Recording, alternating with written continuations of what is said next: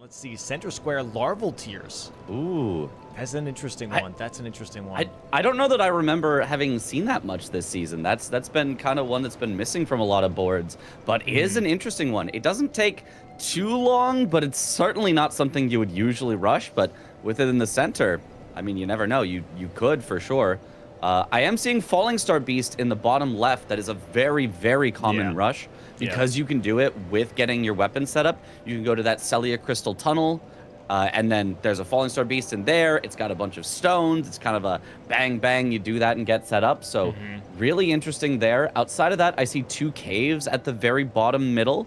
That one you can just do right away.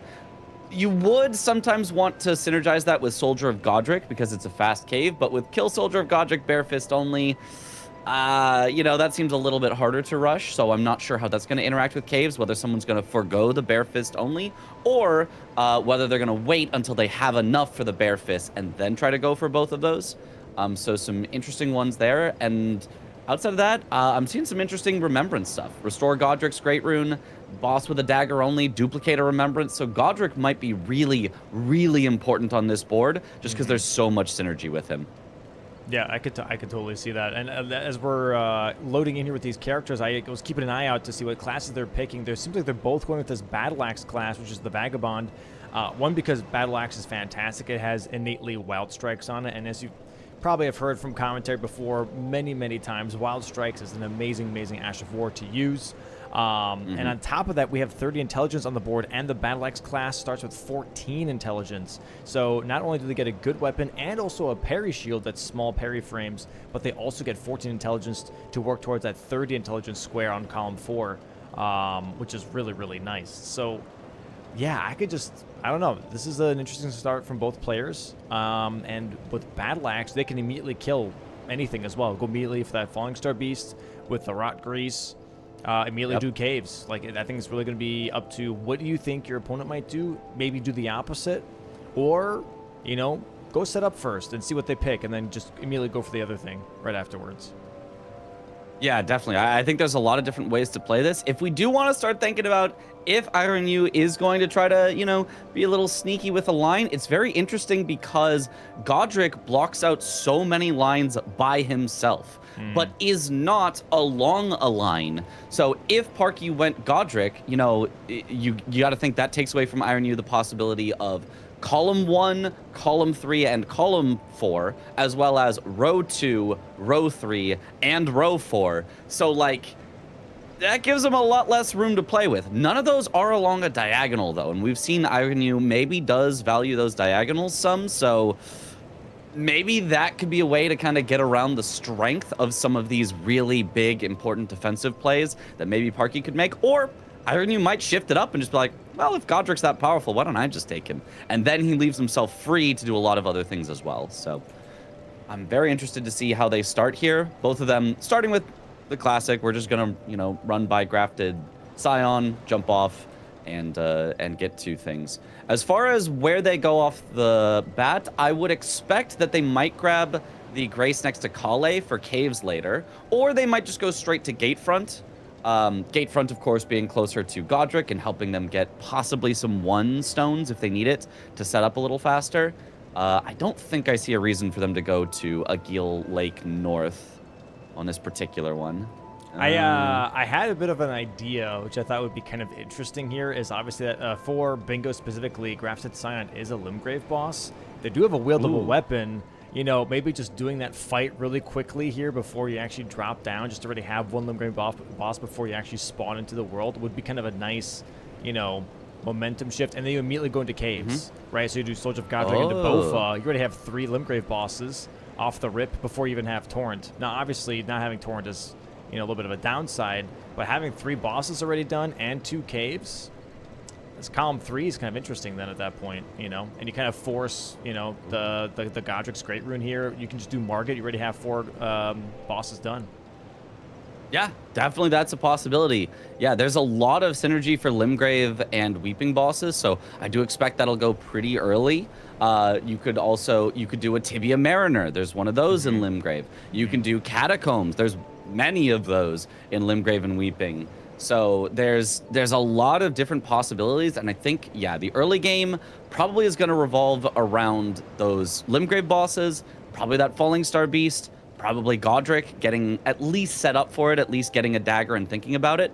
And then the question becomes, at what point do you fully upgrade your weapon? Because there is, you know, the earlier you do that, the much easier you're going to have a time of like doing dagger only on Godric if you wanted to do that. But you might lose out on some of this early synergy, and there is so much early synergy. I actually kind of expect, knowing both of these players, that I don't think either of them is going to rush the upgrades all that much. I mean, maybe they do it after the Falling Star Beast, but I don't think anybody's really going to, like, you know, +9 before their first square or anything. Something that you sometimes see, I've heard it called the AFK 12 strategy. Takes about 12 total minutes to upgrade your weapon if that's all you want to do. But I think we're going to see at least 1 square, if not, you know, 2 or 3 squares marked from each player before they decide to do that. Yeah, 100%. I mean, we also have like O'Neil on the board, right? Which, I mean, Ironyeu here immediately picked for Ironyeu for his first grace. O'Neil Babouche strat being a very popular strat. If you just need to get a square on the board immediately without upgrading at all, you can do that. But it looks like we are going for Falling Star Beast here for Ironyeu. And for Parky, we are doing the Greatsword check here, I believe, which I don't think is a bad idea at all. Could be a really nice Elfin Steeple. Sort of Milos. Sort of Milos. That's still pretty good. The stat requirements are a little... I don't. It's because, like, the Ash of War ruins the Charge Dart, too. Like, it gets all weird and wonky. So, yeah, it's definitely an R1 only weapon, but the increased damage that you can do with it is pretty nice. I do think I would put it in the upper half of greatswords. Obviously not on that same tier as some of the others, but just it's a greatsword. It's got bleed on it. Its AR is not like that bad. You know, it's not going to be like that the forked greatsword that we saw in some other matches. We were like, the AR really kind of sucks here. I do feel like its AR is a little bit better than that. But yeah, it's not one of the best. She might use it after the early game. I think early game, I still prefer the Wild Strikes on the Battle Axe, but heading into the late game, sometimes it's nice to just have a slightly bigger option. That Greatsword can do more flinches, can do a bit more stagger. So, Ironyeu having a tough time there with the bug. Quitting out. Okay, quits out. Which is not very great here in Celia Tunnel, because Celia Tunnel specifically, if you quit out, at least for the chest is weird. Like the teleporter chest is weird, where it loads a little bit longer than usual. I'm not sure if that's still the case here. It is. Yeah, it's still going to take a while to load in all the assets. Now, for the people at home, by the way, Mitch, what is AR? AR is attack rating, and basically it's just how hard a weapon hits for. So a higher AR means a weapon hits harder. It's pretty simple. It's the number that means your attack amount. And so just different weapons obviously will hit for different amounts of damage. Even within the Greatsword class, even though they mostly all have kind of the same swing speed, some weapons will just hit a bit harder and some won't hit as hard. So that is the main thing with AR. There's a lot of math that goes into the specifics of AR, but if you just know bigger number hits harder, that'll get you done for most purposes. I'm pretty sure there's also actually under the status screen in game, there's like a AR-like number that people mostly refer to when they talk about that. But yeah, just for people that were wondering what AR meant, it's mostly just like the amount of damage per R1, kind of in that range. That's what's there for. But yeah, O'Neil here, Babouche stratting. Like I said, you know, you don't have to upgrade. And if she's thinking like, hey, Falling Star Beast might be more contested over O'Neil, let me go for O'Neil here. Not a bad call here from Parky. Not a bad call here from Ironyeu, going for Falling Star Beast here as well. Going for some charged R2s immediately with Rot Grease on it. Trying to get a different attack, but gets the charge attack here. Tries to tag it while it's running. Yeah, nice babouches so far from Parky. She did miss one because she got a little unfortunate that he kind of stalled outside, but after that, boom, that's 2 in a row. Very nice. Oh, Ironyeu gets the stagger, so now he's got a Wild Strikes. That should be enough to get the Rot proc here, and it is. There's the Rot. So great start to both of the fights for both of them. Both of them do have very, very low health. Oh, and Ironyeu has taken a hit. He has to use his last flask. He will not live another hit, so he has to do it hitless from here. Still has half of the Falling Star Beast's health left. That was really close. Oh, yeah, and Parky, I think, would definitely get one shot by O'Neal here. He hits really hard, so both of them are in one-shot range. Parky is getting O'Neal down a bit faster. Nice dodge. Really good spot. Yeah, perfect spot. Oh, another baboosh. Okay, Parky probably just needs maybe 2 more babooshes to get this done.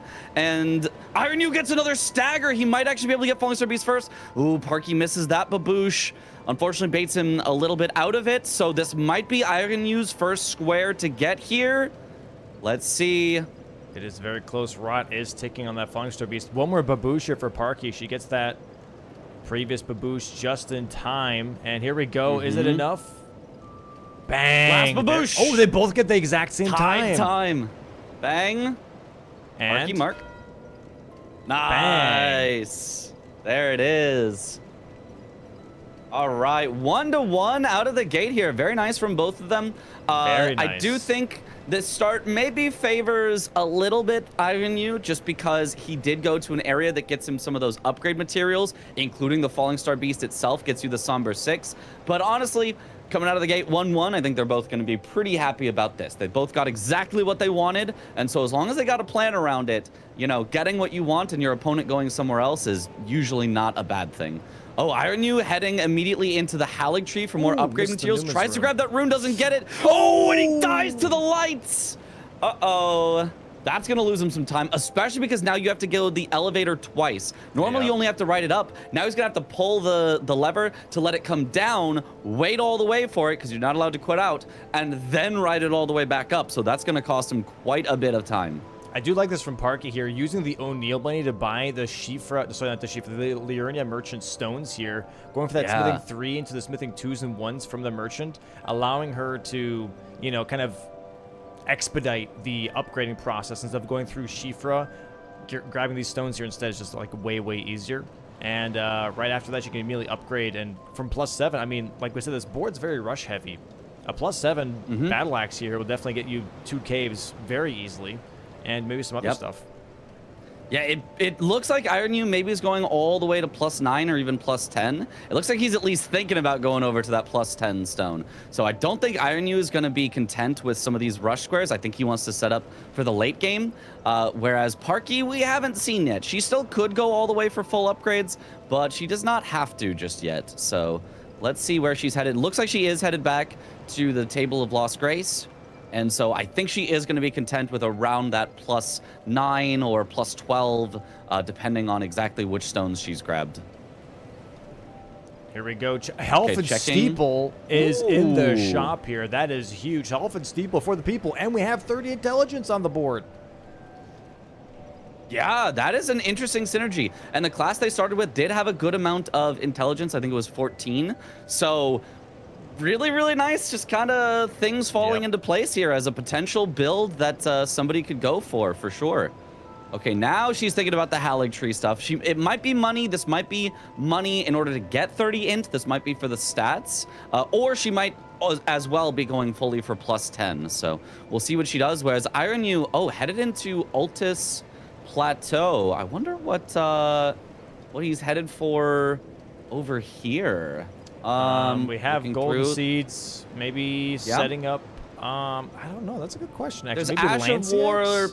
Yeah, there's the Lightning Ram Ash of War. There's Lanciax, both in that same kind of area. He could think about doing those. And double corner. There's Elmer, but that's a different direction. Kill 5 bosses with tree in their name. There is Tree Sentinel for that, right? That's yeah. I mean, that's pretty much it. Yeah, I think maybe he's just prepping. There's a larval tier from a transforming enemy over in the Lanciax area as well. So that could be something. He could be thinking about that center square. But yeah, I'm not 100% sure of exactly which square he's going for, but there is a lot of possibilities there in Altus. Okay, and Parky is skipping the 10, it looks like, is going straight for the 9, unless I missed it while theorizing about Ironyeu.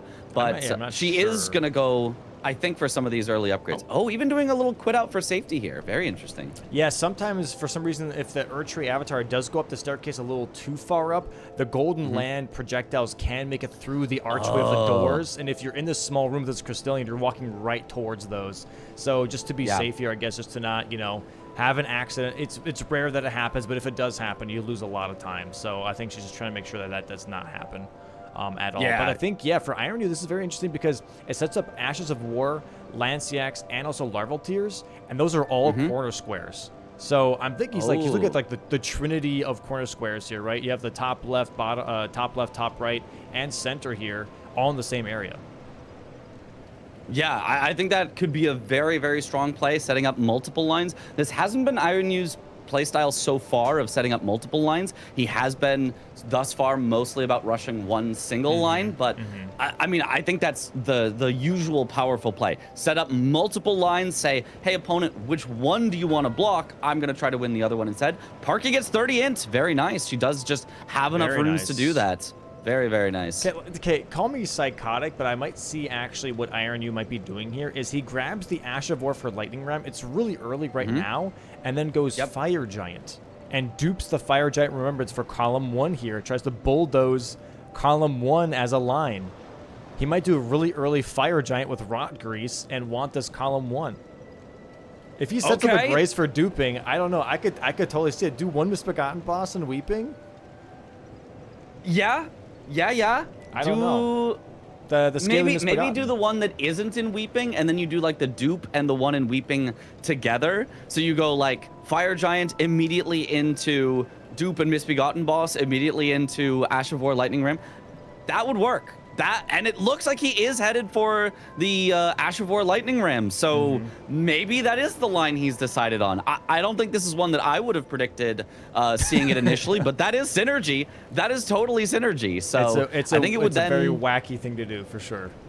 Yeah, it would come down to if you can have a good Fire Giant fight. Fire Giant, I know in previous seasons, maybe it wasn't even a season. I remember some exhibition event where I was teamed up with CBD, and I was like, oh, CBD, if you just get Fire Giant at like 10 minutes in, we win the game. And like, that wasn't a good idea, but like, it's a potential play. Like, if you've got Rot Grease, if you've got a bleed weapon, which I don't think he does currently, you know, there are ways to make it work. But it looks like he is setting it up. We are currently in Weeping now. And he's making his way, I believe, towards the Grace to dupe. So he has... Wow. He's going to set up the Grace. He's going to go then also set up probably his weapon for Lightning Ram and Fire Giant. And then try and, I guess, bulldoze column 1. Now, Parky is in a great spot to potentially stop this. She probably does not know what's happening, but Godric blocks all the shenanigans from him. She can get Godric's Great Rune, which blocks out the potential for the row 4, and she can then dupe his Remembrance, which blocks out the potential for a column 1. So if she just goes straight for Godric, she could even forego dagger only, but you know, maybe as a player you're thinking I really want to do dagger only, but that would very much counter what Ironyeu's doing, as long as Parky can just get Godric before he can get Fire Giant, which I imagine you have to be able to, especially, like, she's already almost there, and the fight obviously would be much, much faster. So I think this is a really, really good play from Parky. Just get the most powerful play on the board that also prevents your opponent from getting a lot of lines. I think this is a really, really good play from Parky. This is very... very interesting. Parky, I would say, playing more traditional bingo, whereas Ironyeu is very much like, let me just see what I can get away with and see if it works. I respect it a lot. I think like finding lines that seem maybe like weird or intriguing, but being able to pull it off would be very interesting here. If you're setting up Fire Giant this early, you definitely want Rot Grease. He would definitely want, I would just say, at least a plus 18 weapon, because like you need some damage, right? Like a plus 18 smithing, I think, is like in the realm of okay. Yeah. I mean, I think he went all the way for the plus 10 somber the plus 25 smithing stone. And honestly, that's what I would do. This early, like no health, like look at his health bar, he's teeny tiny. Yeah. I would just go for maximum damage and just say, this is gonna be my saving grace. You know, even if I, you know, still I'm gonna have a tough time because I have to do the fight hitless, at least the fight is gonna be over a lot quicker. So I expect that's what he's probably gonna do. Fully upgrade. And that's upgrading in itself is almost like prepping and sneaking every board or every square on the board, if you think about it, right? It makes you faster at every single square on the board to get a more upgraded weapon. So that also feels kind of in line with the way that Ironyeu plays. Do early stuff that seems a little slow so that you can all of a sudden get a bunch of stuff later that puts pressure on. So I think that's what we're going to see from him. And we're doing a bit of a dagger check here for Parky, by the way, killing Nereus in the river. And we'll see what kind of dagger do we get. Nothing crazy, hopefully. Main gosh. Mangosh. Okay, It's all right. yeah. You can wield that almost right away. I think you need 15 dex to wield it. So I it's don't nothing think crazy. she has the dex quite yet, which might be a Yeah. little unfortunate for her. She did put, obviously she did the 30 int. She also got a good amount of vigor, so she could live through things, which I think in general is a very, very solid play. But it could be tougher for her to get this. She is now going all the way in towards patches here, so she didn't just want the dagger check. Okay. That is a Limgrave boss, yeah. And it's gonna be her 3rd out of 4 if she does Godric then after. Right. Or at least by what she's marked. I remember she did Margit. Did she do another Limgrave boss? Maybe this is her 2nd and she pre-marked it. This is her 3rd, right? Oh wait, hold on. What was her 2nd one then? No, I remember Margit. Yeah, no. You're right. I think she might have She's marked pre-marked it. 3. She's marked 3, so she must have. So I don't recall what her other one was. Maybe we missed. Maybe we're talking about other strats, but I don't think so. Oh, she put it back to 2. She put it back to 2. Okay.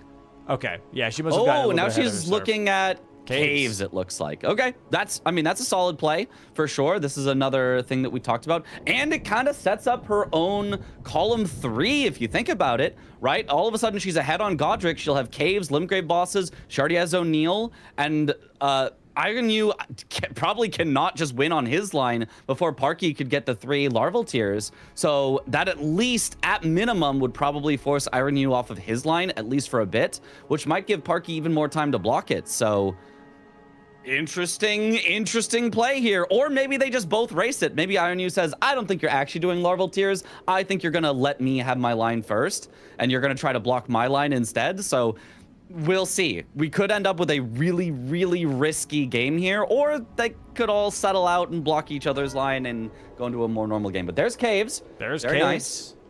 And Ironyeu is going immediately for those Lightning Ram Ash of War kills here, going straight from Stormhill Shack south, as there's a bunch of sheep here just grazing away. There is 1 sheep. Pause. 2. 2 sheep. 3. Oh, 3 sheep. 4. Yeah, you want the ones sheep. that have like the horns. They come at you. They want to fight you. So it's always nice to just kind of like stick around. Yeah, like that one. 5. 6. We're almost there, Mitch. We're almost there. 7, 8. We're so close. Oh, he's running away. And 9. And 1 more. And 10. There it is. Oh, 10. There we go. And now this column 1 looking interesting, right? Now, do we see Parky being like, okay, well, I would like to dupe Godric. I feel like that would work out nicely. Yeah, this is an early time of Ironyeu showing his hand here. Usually he likes to really hide it, but maybe knew that one was a little too easy to take away, or just maybe wants the extra diagonal pressure there. And now Ironyeu actually is going for bosses in Limgrave with this Crucible Knight here, I believe. I don't think there's another reason you would do this aside from that. So Parky maybe gonna snipe him out on this as well. This could be really interesting.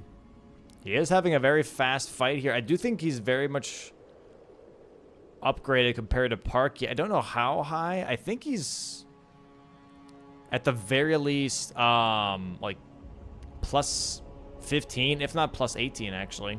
He had a lot of stones. Immediately going Stranded Graveyard here. Yeah, 2 caves here for Parky, currently 3-2 for her, and she has a nice column 3 here to kind of work with as well. Like, once you get Limgrave bosses and restore Godric's Great Rune, it's just a larval tier race.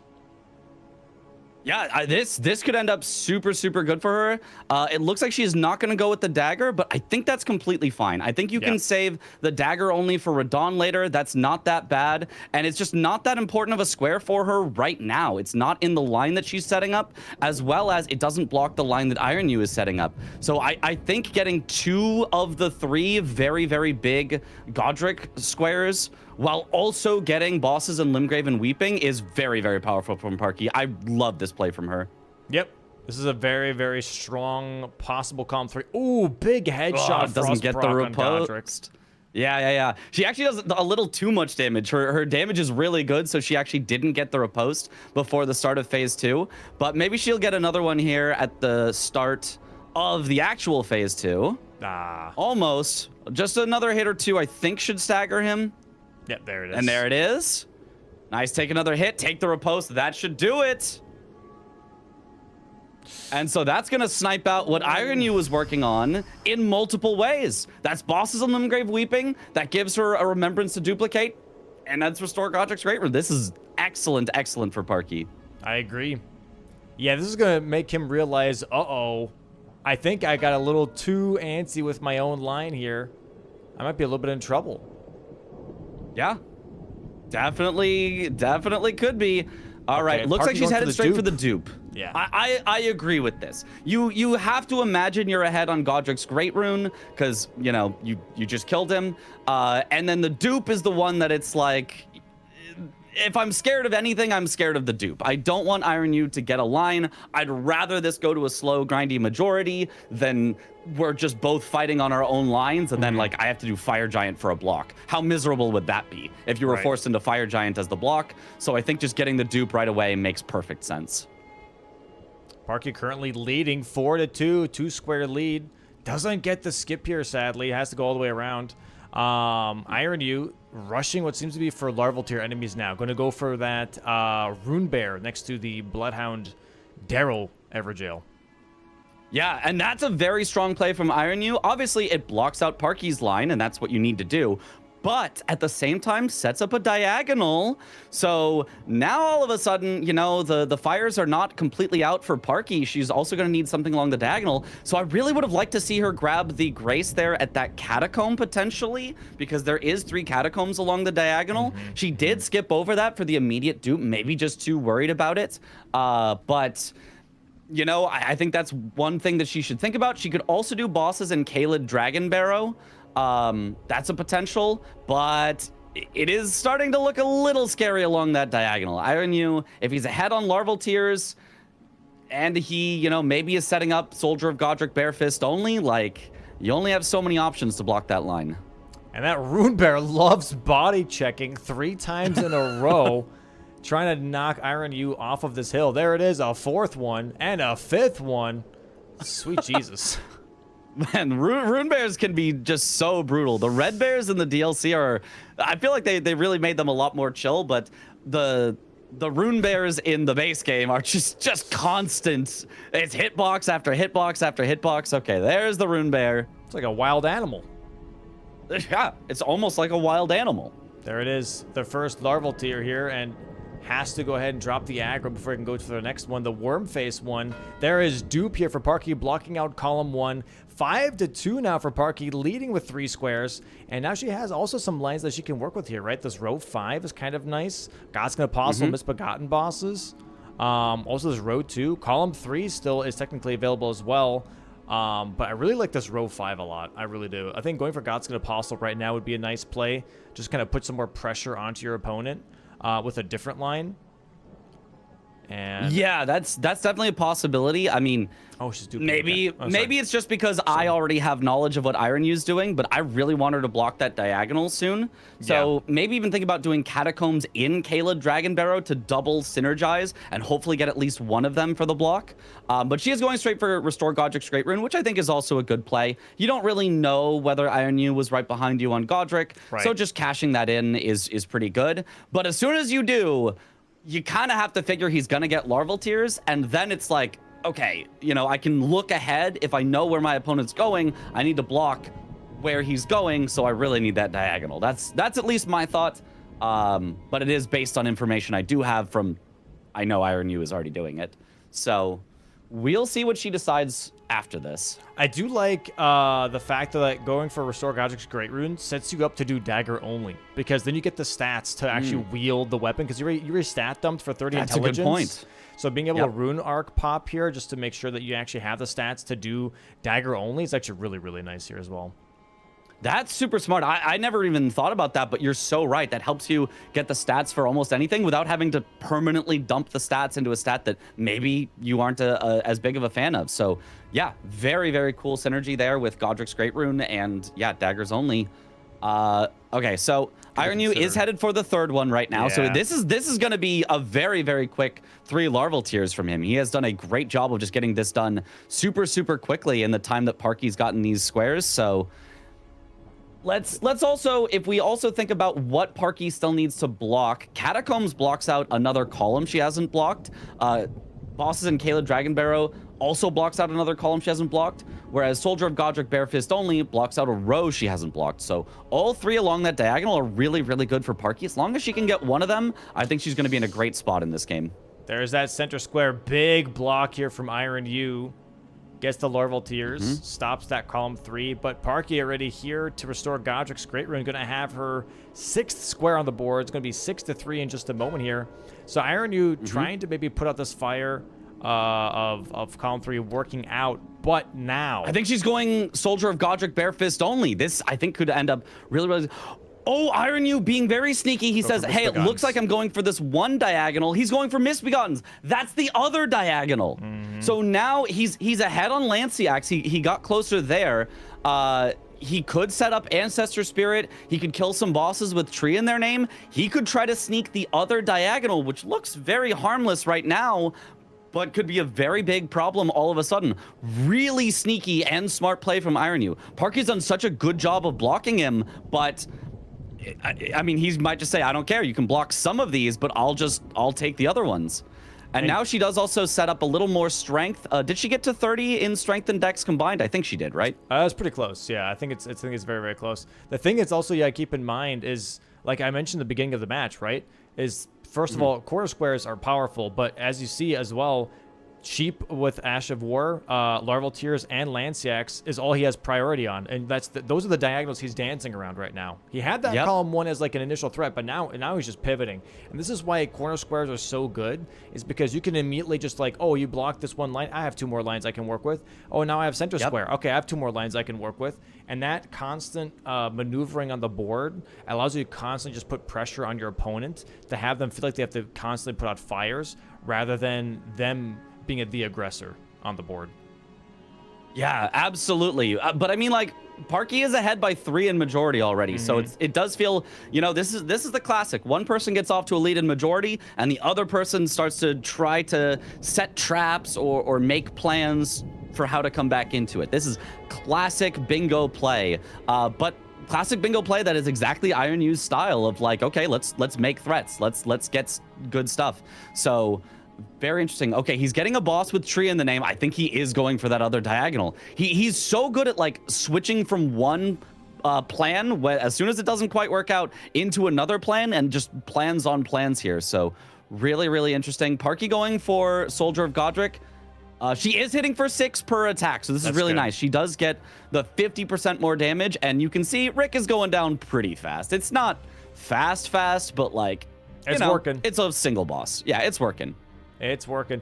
What I would like to see from Parky, honestly, if she wants to be preemptive here, is after Soldier of Godric, we go for Ancestor Spirit here, right? Yeah. We already have a dagger, so this Ancestor Spirit would be really, really nice. You do dagger only on Radahn. That way you get access to Grave and Ghost Glove or Bell Bearing 1, column 4.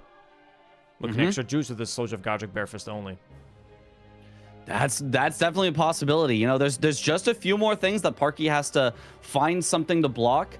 Ancestor Spirit obviously would be very good. Bosses with Tree in the name would also be very good, but you know, a little risky. It's like you don't know how much Ironyeu has prepped. It is a bit long, but you can combine it with bosses in Ironyeu, or bosses in Caelid. There are, you know, Erd Tree avatars in both of those places, unless they're all putrid in Caelid. No, there's an Erd Tree, I'm pretty sure.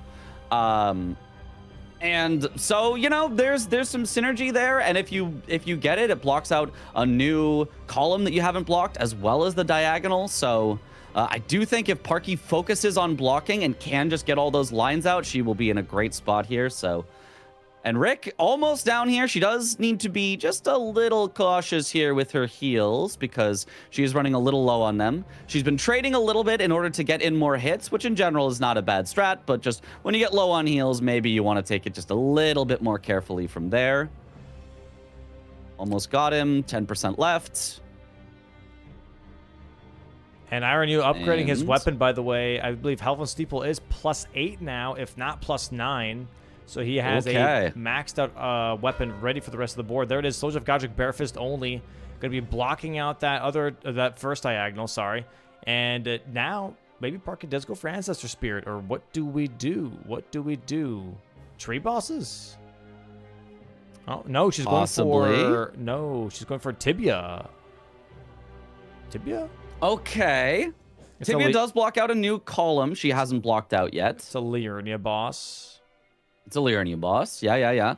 There's definitely good things to do there.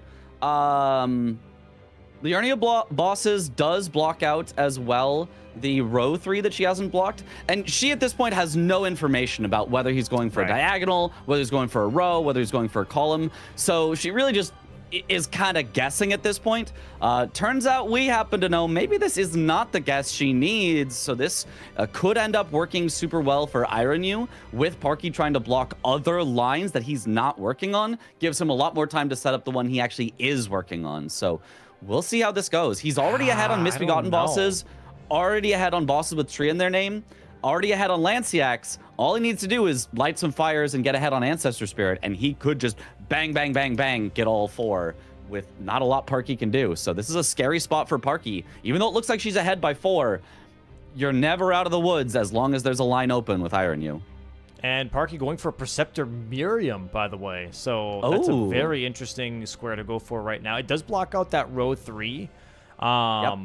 And row 3 and column 5. I think that's an excellently positioned square. I think from her perspective, it blocks out 2 more lines out of the remaining 4 that you need to block. If she gets Preceptor Miriam and then bosses with Tree in their name, I think that's everything. That's everything. With 2 more squares, she could block every single line that Ironyeu does. So that is a perfectly positioned square.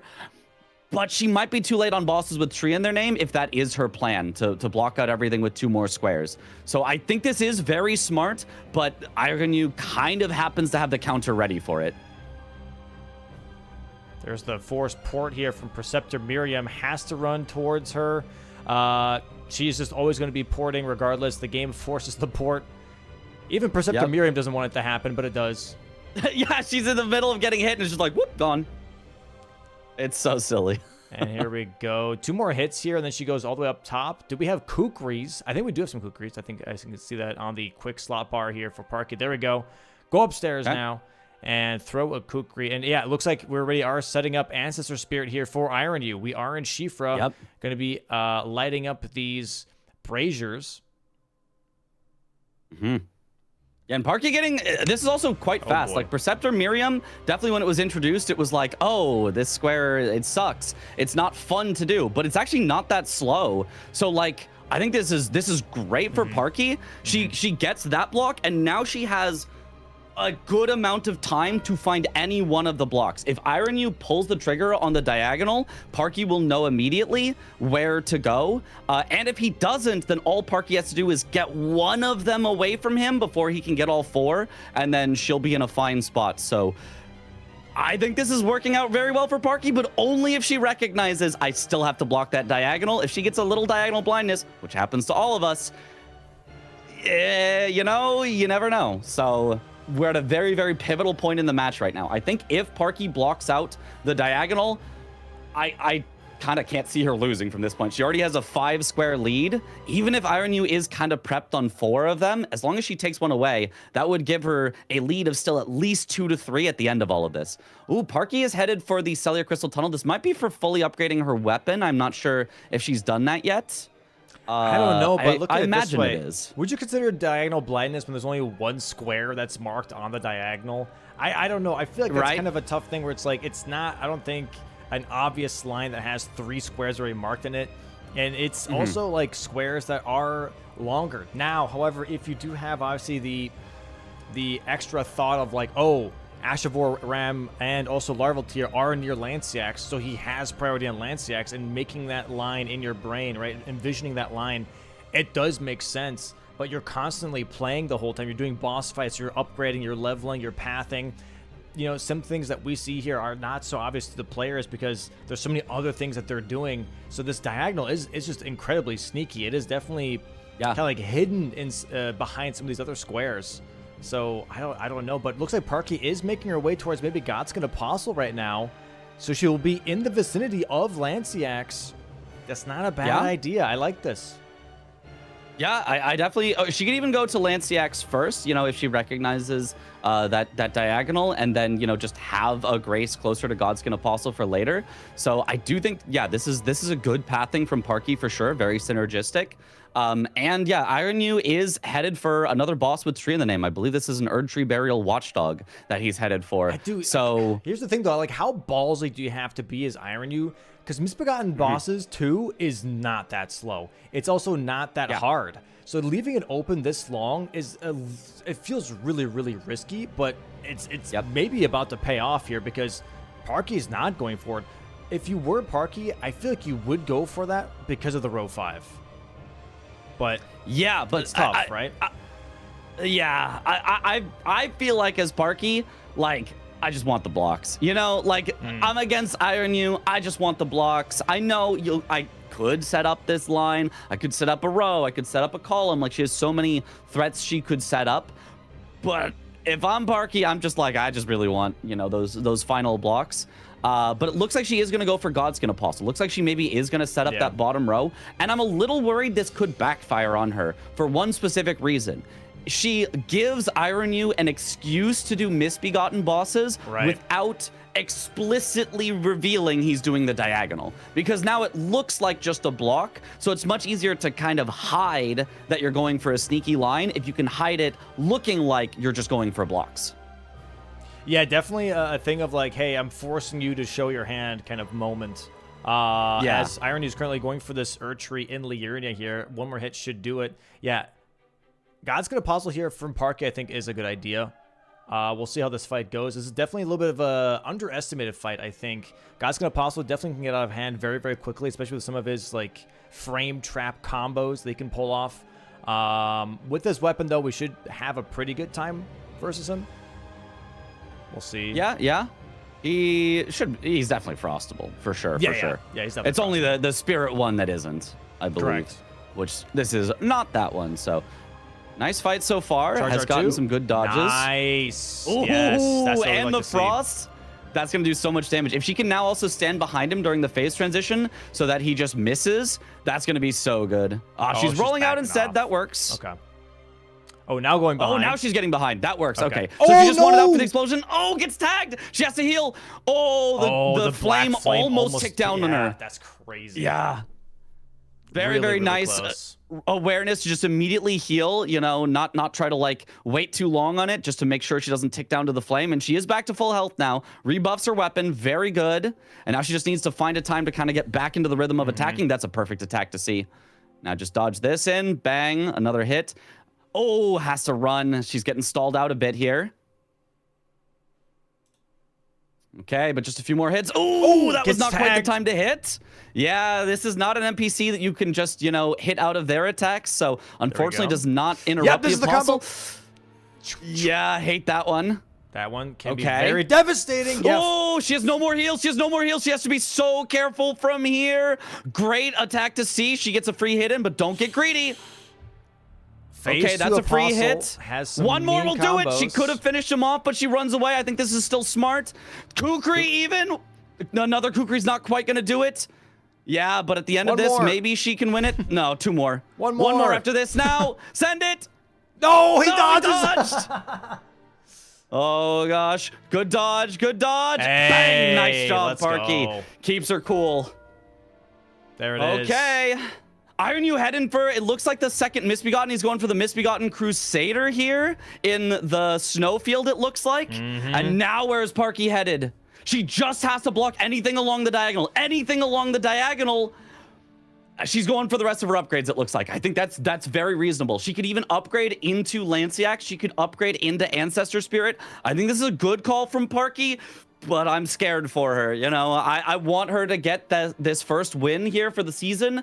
You know, I also love to see Ironyeu's play, but being a little biased here, I do want to see Parky get that first win for the season. So I really want to see her do something along that diagonal because she's just so close here. She's playing so well. 6 squares ahead. All she needs is, she has a grace near Landsax, which is huge. So even if she does start seeing this diagonal building, she can respond with a good amount of time. Like, it's not like she has a grace all the way back at, like, Highway Junction. She has to run all the way there, maybe do Landsax skip to even get there. She luckily has a grace that is semi-close at the very least. Now, obviously, Ironyeu does have a bigger advantage on Landsax specifically with that grace. But we've seen Landsax get out of control quite often. So we'll see how that goes once it comes to that. But yeah, right now, just grabbing some upgrade stones here first. And Misbegotten Crusader. She's also fighting the Ironyeu. Falling Star Beast here, which is a boss in Kaled. So it has synergy. But, you know, it's not something along the diagonal. I'm getting a little more concerned. My concern meter is rising here. Decent damage here. Misbegotten Crusader Yep, for very Ironyeu nice. now has a +9 health and steeple. This should do some quick work. Nice jump punish here already on the Misbegotten. Dodges the roar as well. Double swipe. Very nice here. Tap R2s should get him close to a stagger. Gets to dodge through this. What the hell is that Ashavor called? Golden Order or something? Golden Ritual? Yeah. Whatever. Man, both of their damage is so high with this health and steeple. Both, you know, very well upgraded. So, very nice. Looks like they're both going to bring their bosses down around the same time. Ooh, but Parky gets tagged. Maybe it's going to be a little slower for her now. Oh, here we Okay, go. one more hit for Misbegottens. Ironyeu. Very nice. There's Misbegottens.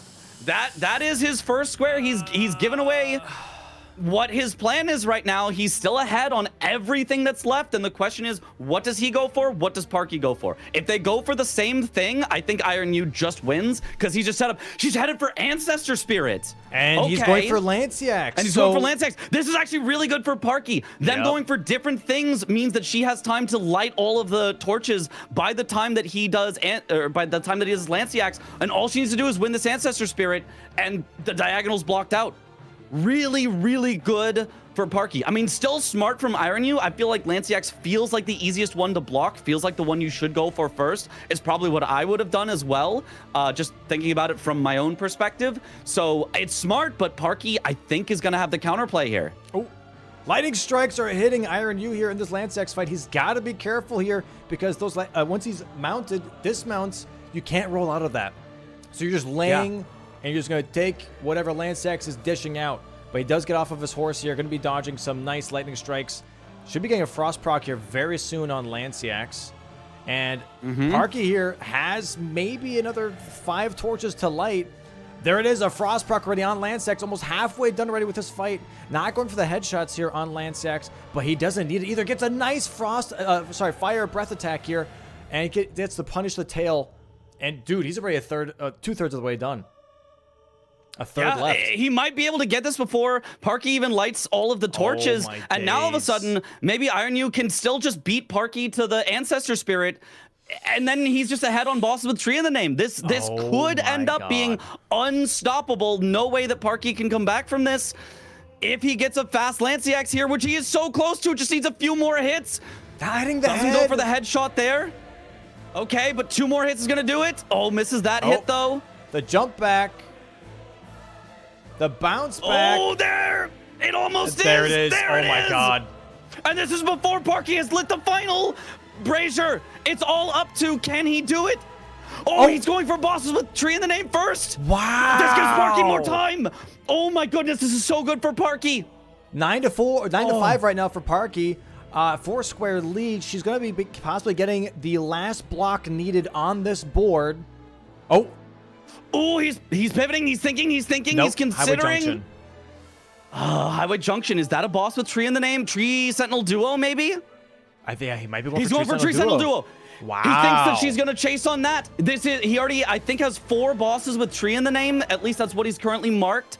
So, yeah, Parky could get this. Parky chose the correct one. What you want to choose if you're blocking a line is the last one your opponent goes for, and this is the last one that Ironyeu is saving for last. So this is working out perfectly for Parky and disastrously for Ironyeu. Yep, just one more.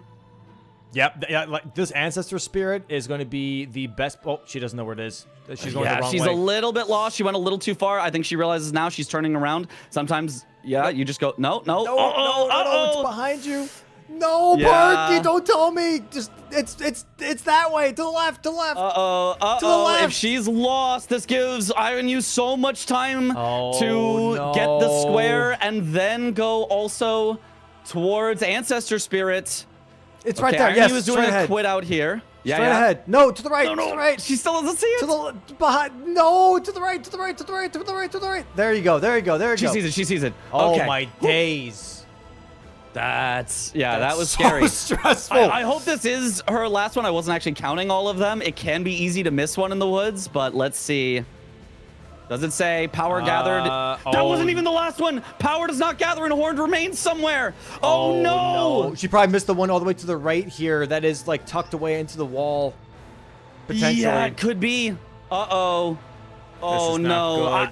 I have made this mistake many a time, missing one, but not a situation you want to be in a race like this. Tree Sentinel, both are aggroed right now. Ironyeu was down to almost 1 health as both of them are trying to tag him with their halberds and their shields.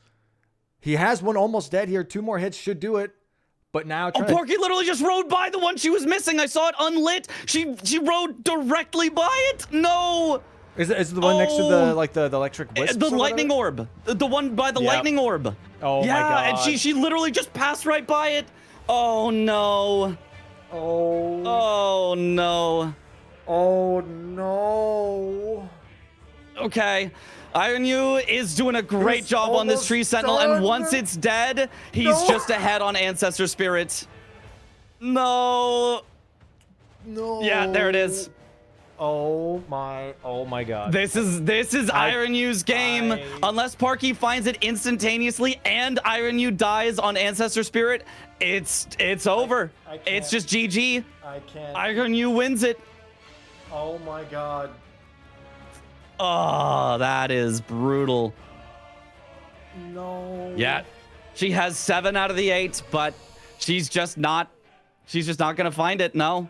She just passed by. It happens. It has happened to all of us. It's gotta be the stress. It's gotta be the stress. Yeah. That is just devastation. Yep. Yeah, and now it just comes down to if Ironyeu has a good fight, he wins the game. There is no time for Parky. There is no, she has way more damage and can catch up. The Ancestor Spirit is a very fast fight. There's no way you can make up the, minute plus she is behind at this point. Okay, he's doing a great job. Already has the Moose under half. Probably a stagger soon, which would end it. Charge R2. One more doesn't quite get the stagger. That's it. Even just an R1, that does it. There it is. GG, game 1 for Ironyeu. Oh my goodness, she was so, and she just found it. She just found it. Oh my god, dude. Yep. Oh Man. Man, yep. I mean, she looks to be in high spirits about it. You know, she's laughing it off, as you need to be. There's another game left to go, and obviously she proved she played so incredibly well this game. Great calls. Yeah, 100%. she blocked literally every line except for, unfortunately, the one that Ironyeu was going for. It is so unfortunate. If Ironyeu had been going for any other line, you know, she would have Parky had a real good shot there. You know, but sometimes that's the way it is. Ironyeu, very, very sneaky player, great player, finding these lines that are just the hardest one for the opponent to block, and does a great job of it right there. Great calls left and right from both players. Ironyeu taking one more game onto the leaderboard. And we'll see you guys in the DLC match here in about 10 minutes as the players shake off this game and get ready for the DLC matchup in about 10. See you guys soon. Ooh, Hitless center square. Hitless center. That's a very interesting one, as well as Remembrance in the top left. So if you did an early Gaius, take his weapon, kill something else, that's definitely a consideration, both along the diagonal. So if you're looking at that, you're like, okay, I need to get an early Tialie's Concoction or Kindred Cookbooks to block that out, because that could be a very, very scary 1-2 that's hard to stop. Yeah, we have some kind of interesting... We've got some big boss kills, obviously. Rakshasa, Bale, Matir, Midra. We have a Death Knight. But we also have Ancient Dragon Man here, which kind of deviates you completely off from that, you know, rush Gaius hitless center square, I would say. Because mostly people do Gaius for hitless. You know, the Rolana yesterday was a bit of an unusual... It was amazing, but an unusual thing to go for, right? So if you're going to be going for hitless, most of the time it's going to be Gaius. So Ancient Dragon might be the complete opposite direction. Do we have anything south that kind of complements the south side here? We have Egon's Furled Finger and Bale, so that's not too bad. Yeah. Do we have anything else beyond that, though? Not really. So south side here, now Lamenter's down there. Lamenter. And he's an NPC boss. So... Yeah. But yeah, nothing crazy. It seems more like a Shadow Keep backside type of board here. So that hitless seems way more enticing than Ancient Dragon Man, I think, for sure.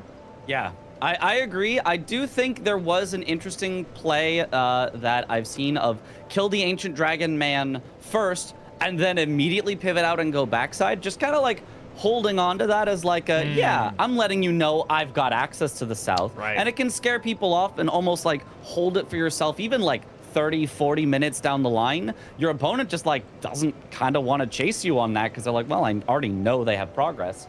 So even if you lose out on one of the squares of backside, if you get Ancient Dragon Man and then the second square backside, you can still end up, you know, nicely ahead and with better map access. So I think that is an interesting possibility. Ironyeu also has a very unique setup that he likes to go for with his Physic Flask. He goes for the charged attack tier as well as the multi-hit tier. He forgoes the stamina tier that most players do really, really like.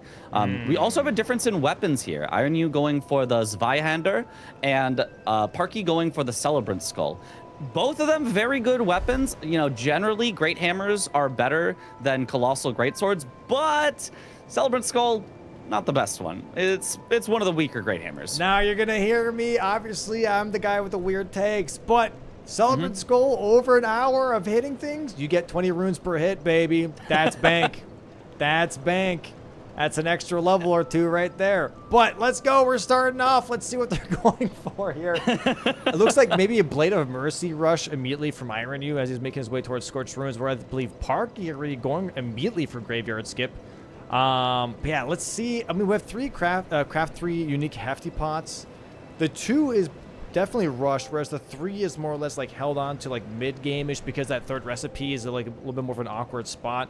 I believe the first 2 is more or less like the Furnace Hefty Pot and the Hefty Fire Pot. And the third one either is, you could do the Rock one from the Forges. We do have to complete 2 Forges on bottom left here, so you could do the Forge and craft the Rock Pot as an option here. But otherwise, I believe people also go for like the Magic one, the Magic Hefty Pot here. So that's like 4 Hefty Pots that people kind of go for. Very interesting jump here from Ironyeu for this Blade of Mercy. I like that skip. But yeah, I don't think I've seen that before. I don't know if that's faster than going up to Blade of Mercy first and then coming back down for the pots, but at least it is very interesting. I like that quite a lot.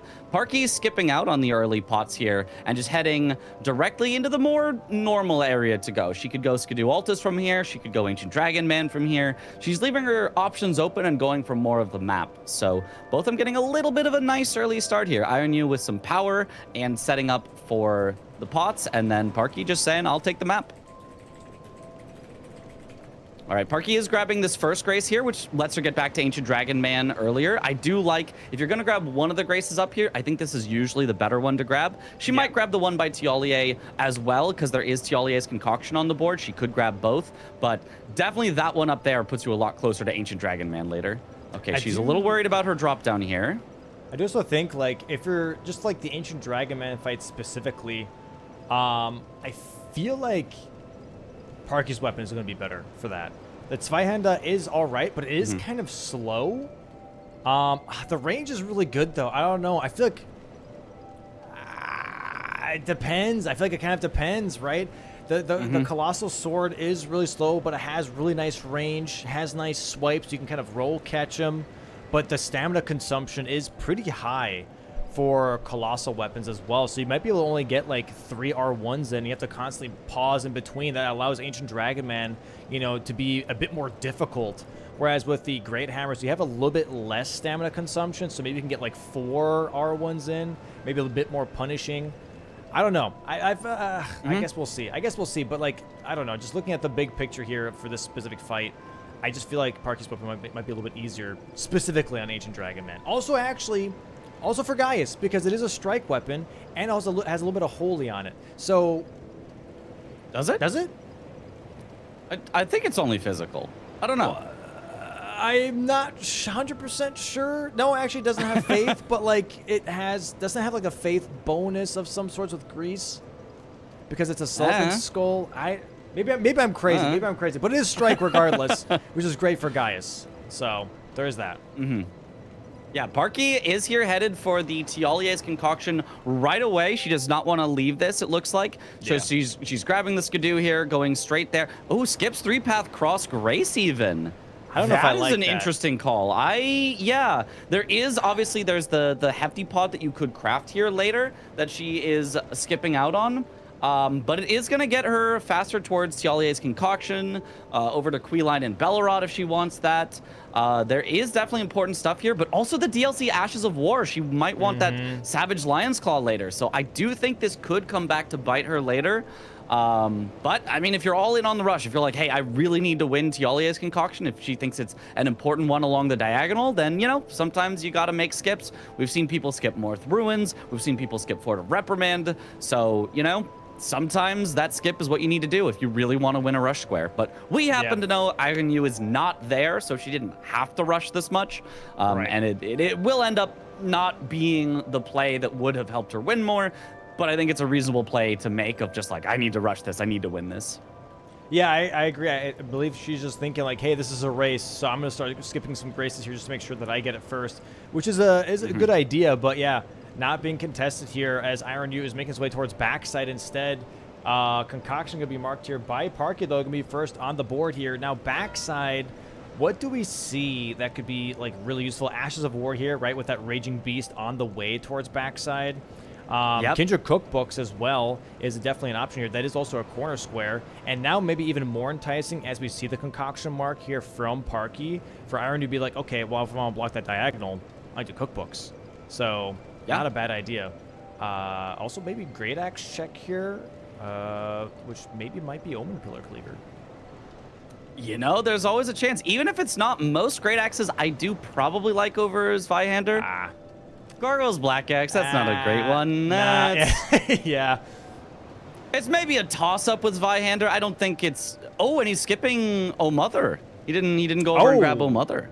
Ooh. Is there a need for O Mother on this board? I believe there is, yeah, Matir. Eventually. Right, Matir's too. Matter, so... You know... Okay, he can come back for it later. Maybe he's doing the same thing of like, I need to rush something. So both of them playing in a much more rushing, aggressive way. I don't like that, though. And You know, me neither. I'm a player that's all about the efficiency. I'm a player that's all about let me get everything as I'm on the way through, so I never have to come back somewhere. But you know, there are reasons to make the plays where you skip stuff. So we will see how that all pays out. I do think especially Ironyeu had the knowledge that Parky was not I was just about right to say behind that. him. Yeah, exactly. Yeah. So it could have made sense for him. Oh, now he is coming back immediately to grab, I think he's going for Ashes of War.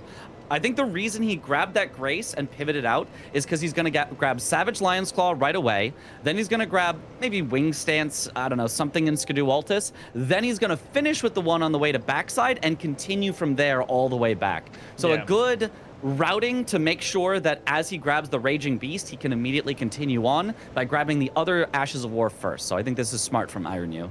Okay, so that's maybe why he skipped. It's because he thinks this is an Ash of War race right now because she got Concoction. Yeah. He's like, oh, she's on the way to for a reprimand now. So if I jump the gun a little bit here, skip Oh Mother, skip a Grace as well, go for Raging Beast Grace, and immediately go for Ashes of War, I'm able to beat her to it and still have my priority to backside on top of that.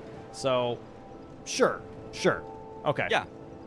Absolutely. And we happen to know Parky really skipped DLC Ashes of War. She didn't even grab that Grace. Yeah. So this kind of, you know, pays off for Parky in a weird way. I mean, I would still love to have Savage Lion's Claw just to be able to make my weapon heavy or cold or infuse it in some way.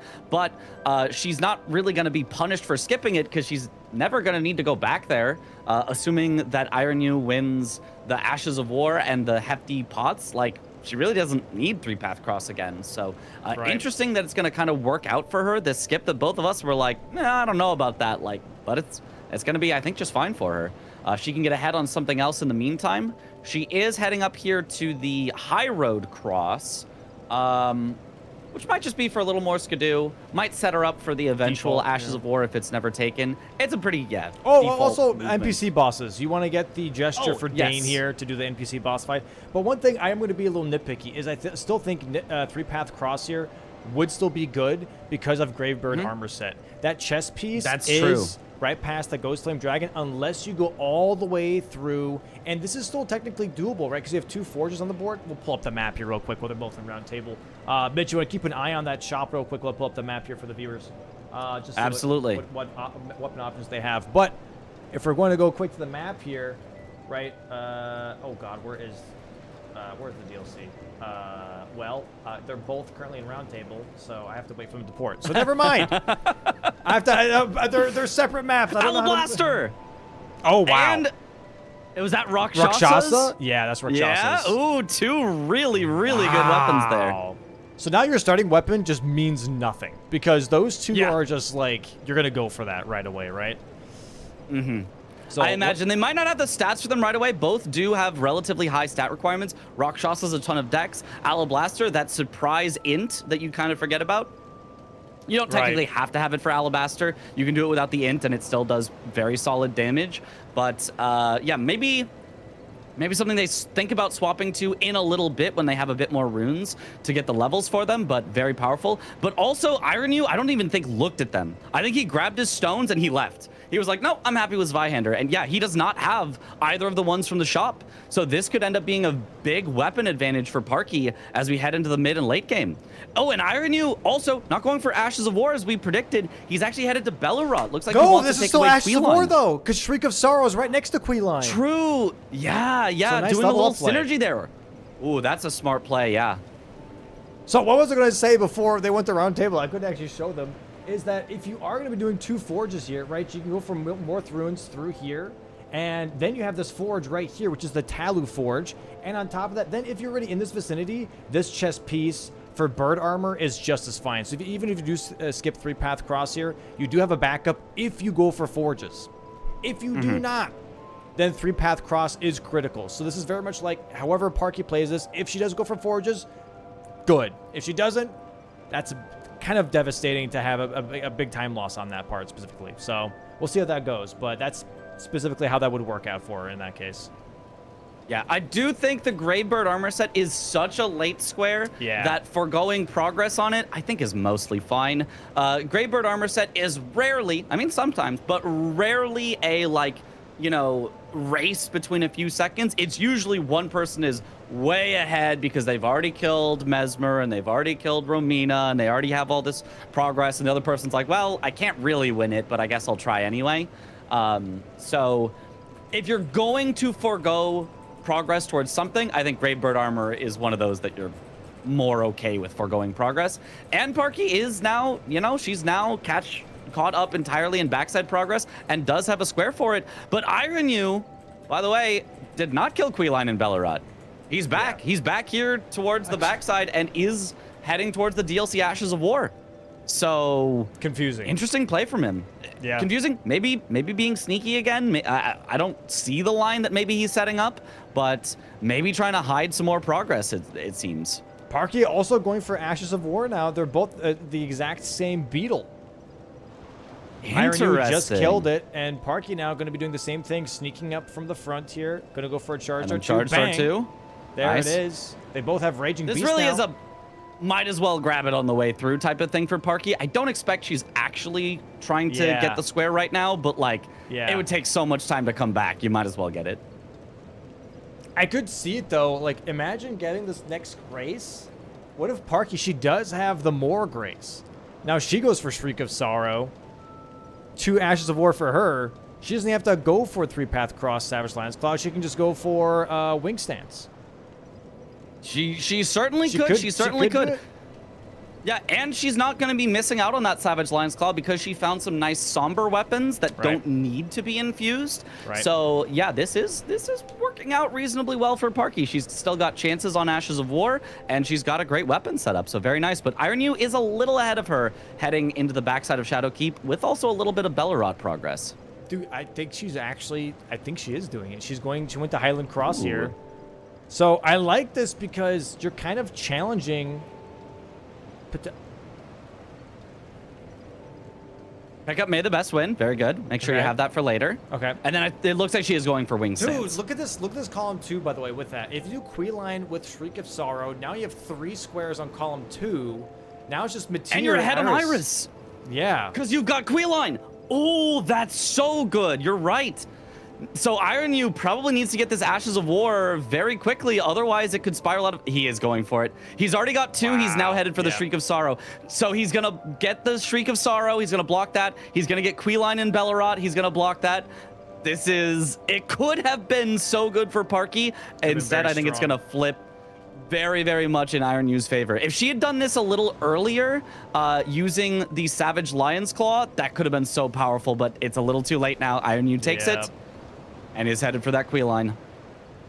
Okay. I mean, good on Parky to be able to be like, okay, cool, I didn't get that. That's fine. Let me go backside now. And that's going to make up for, you know, the progress at the very least. She didn't lose too much time going for this square. So good block here from Ironyeu on that column 2. He's going to try and fight Queeline now.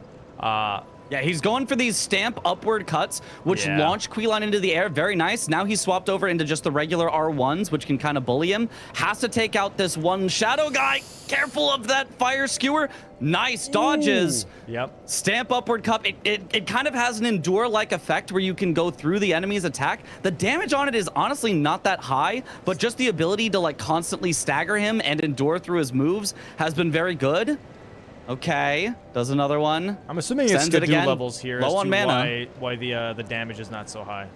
It's gotta be Skidoo levels. Yeah, we are in the very, very early game, so I would expect that. But yeah, his damage definitely not quite up there. He also gets hit. Okay, he has to roll away. He's got plenty of heals left. He just has to not get one shot. He also, his tier is for the charged attack, which you can't really do on Queeline, so it's not giving him any bonus here. Okay, does bring him down, though. Very nice. There it is. There's square number 2 for Ironyeu, and now he's in a pretty great position. He's got probably about equal map access, but he now has 2 squares to the 1 for Parky. Parky, it looks like maybe he's going for Kindred Cookbooks at this point. She's headed down to that lower Rouse section, grabs a Skidoo along the way, and Kindred Cookbooks might be your next thought. Also, you do get, again, the Gravebird armor piece here. Not the chest piece that I was talking about before, but also the anklets, which is right next to the cookbook, pretty much. And you can also grab the Grace right afterwards for that Forge. So this is starting to kind of work out for Parky here, just having some progress slightly towards that Gravebird armor set here. There are the anklets, and now we're going to be grabbing this cookbook right afterwards. Cookbooks, I don't think is bad. Again, this diagonal, especially if you go for Gaia's hitless, this diagonal is looking kind of nice. So, especially after you do Gaia, so you can do Membi right afterwards. And again, the diagonal. The rest of this line, besides cookbooks, is all Shadowkeep. Yeah. So if Parky can get there. Now, Ironyeu is now ahead of Parky into Shadowkeep. So he might just go for that, cut it off before it can possibly happen. But if Parky can gain back the lead in Shadowkeep, that would be very, very powerful. Looks like she is now headed for a cookbook by, I think she went to Morth Ruins, yes. So this will be her second one. And the third one will be on the backside of Shadowkeep towards the church district. So I think this is very good routing from Parky. And yeah, a strong diagonal threat, but Ironyeu is in a good position to block it out. Oh god, this is way quieter than I thought. I just switched the track and it was just like huge ambience into just like that was it. I was like what the hell is happening? Yeah, so now backside here, right? There's a lot that's going on here. We have rune level 80, which I think should not be ignored at all from either player because we have a lot of big boss kills. There it is, 3 cookbooks though from Parky. That's huge. And now this diagonal is building, so we might see a Gaius race from both of these players. And that rune level 80 on top of that is, I think, very, very worth considering here. Doing an early Mesmer. We don't have Stew on the board, so you can't be locked out. So doing Mesmer really, really early, it's just worth. You get a lot of levels. You get a Skidoo fragment right in front of it. You also get a helmet, which is on the diagonal. Helmets are on the diagonal here for Parky, so going towards Mesmer is really, really not a bad idea. Even if you lose out on helmets, you get money for the level 80. Level 80, I think a lot of people don't understand that when they see DLC, they're like, oh, Kale's shop is so overpowered. Yes, it is strong. I'm not going to disagree with that. But what I will say, levels are almost equally as strong. Having money to where you have 50 strength, 60 strength, your weapons shine so much more than if you just meet the minimum requirements and then do talismans and do Golden Vow and Flame Grant Me Strength. Yes, those buffs are nice, but if you have those stats really just make you start having that great consistent momentum, not just when you have your buffs up. So Mesmer here with level 80 would be huge, I think, for both players. I totally agree. I think Mesmer with level 80 would be really, really big. And, you know, you mentioned the buffs and the levels, and you can always do both. Like, if you get that level 80 and you also have Golden Vow, Flame Grant Me Strength, you know, 4 talismans, I don't know, Savage Lion's Claw to make it heavy for your weapon. You know, like, you combine all these things and everything just kind of accelerates you. The DLC is a game of acceleration. If you get off to a fast start that has a lot of stuff that makes you more powerful, you can keep going faster into the mid and late game. So, you know, that's a very different style than the base game where it's like, oh yeah, I'll find a time to upgrade and then I'm strong enough for the whole game and that's kind of it. It is very much a, like, you constantly progress in the DLC. So yeah, doing that can be very, very powerful. And now we see possibly Gaius here immediately from Ironyeu as he's taking the elevator down. Parky currently in hot pursuit, going to take the elevator up towards Shadowkeep here. Yeah, I'm expecting to see Gaius, and then I'm expecting to see possibly after we get the hitless here, if this goes towards Ironyeu's way, he might immediately just go for some other random stuff. I'm not going to lie. I don't see him going for anything necessarily that's going to be on that line. I think he just wants that block and get out type of situation. Whereas for Parky, if she goes for that, she's going for helmets, I think, right away, right afterwards.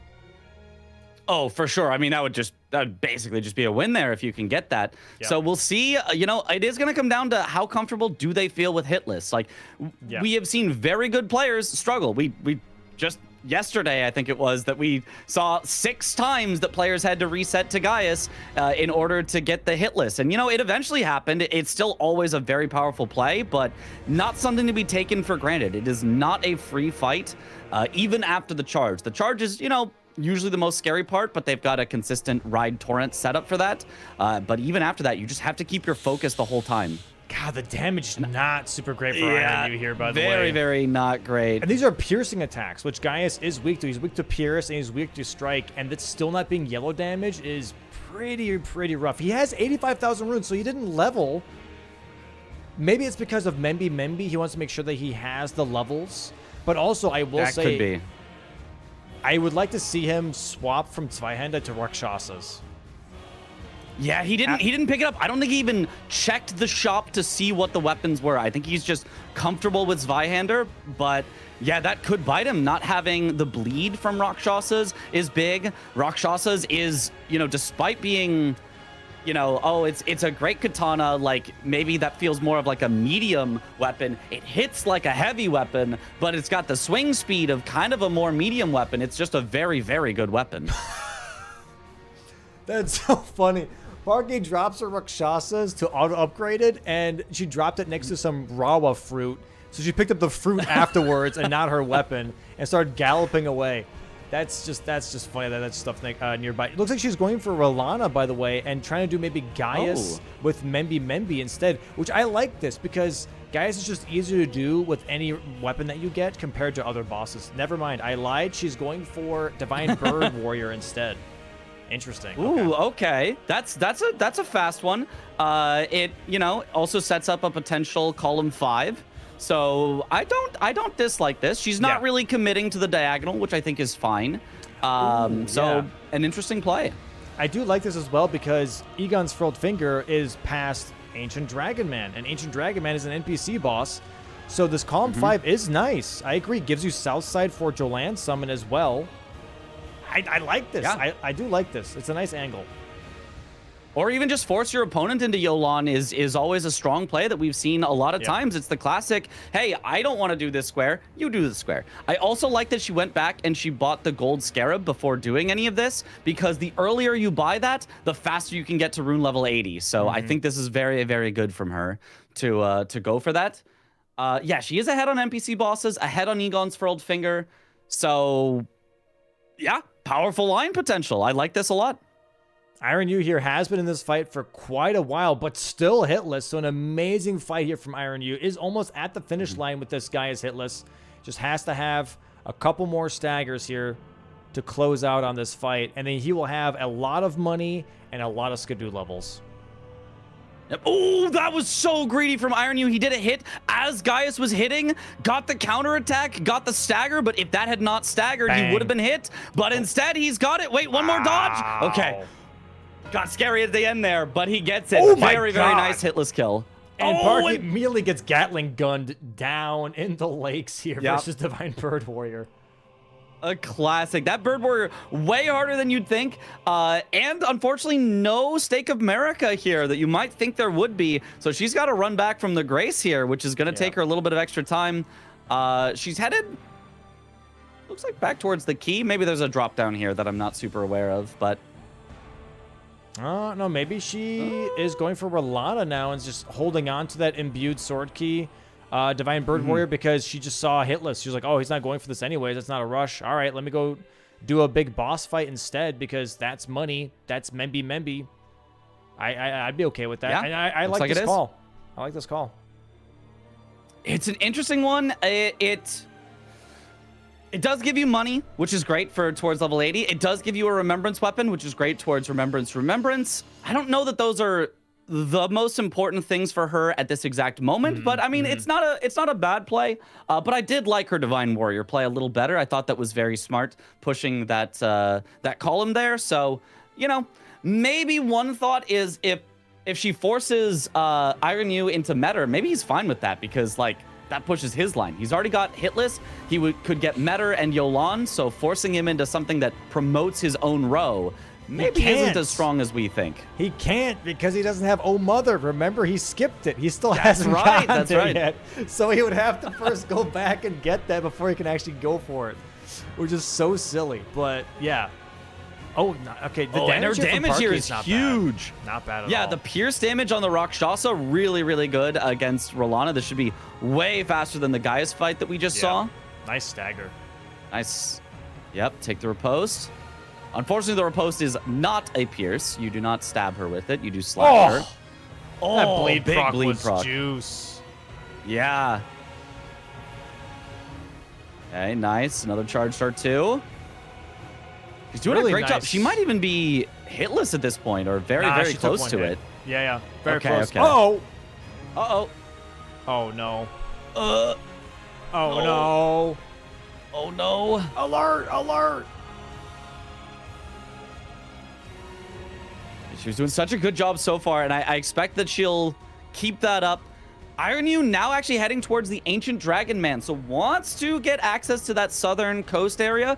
Could be for the eventual Matter Yolan, but there's also a lot of other things there. If he gets ahead on southern coast, he could go for the Lamenter and then go for Rakshasa and now force Parky into Meta, or just win the meta race himself and win the game. That might be his thought of a sneaky line. It's a line that like you don't want to go for, is this row 3, but if Ironyeu just gets ahead on it, like, he could sneak it out. This could be his signature sneaky line that he's going for.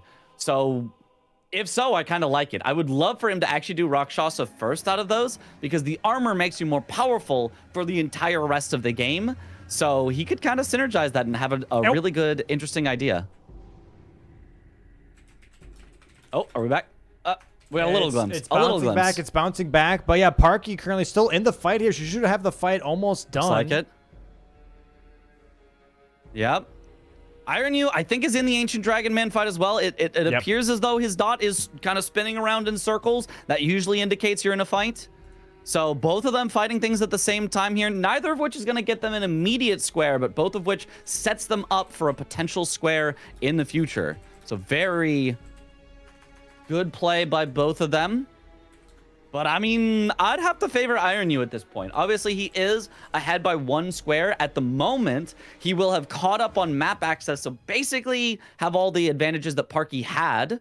And... there it is. Oh, no, Ancient Dragon Man, sorry, is a square. I forgot. So it's just a super powerful play on its own. It's just Ancient Dragon Man.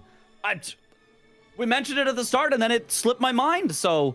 yeah, really, really good play from Ironyeu. Gets the kill, and Parky, I think, is still in the Rolana fight, so it's just taking her a little bit longer than you might have hoped. And yeah, Ironyeu, I think, definitely now getting off to a comfortable lead, and now has that southern access. Okay. He's continuing on as well. He's not pivoting out here. Yep. So might actually be headed for that Lamenter, or at least setting up closer to Lamenter. I would very much not be surprised to see him do a row 3. I think. Did Parky die or did she port? Hopefully that was a port. Okay, that's a port. Not a death. So I think she did get Rolana here. I don't think she set up the Remembrance weapon, but she's probably going to be climbing or... oh, we're back. We're back. She's headed down to Rakshasa, it looks like.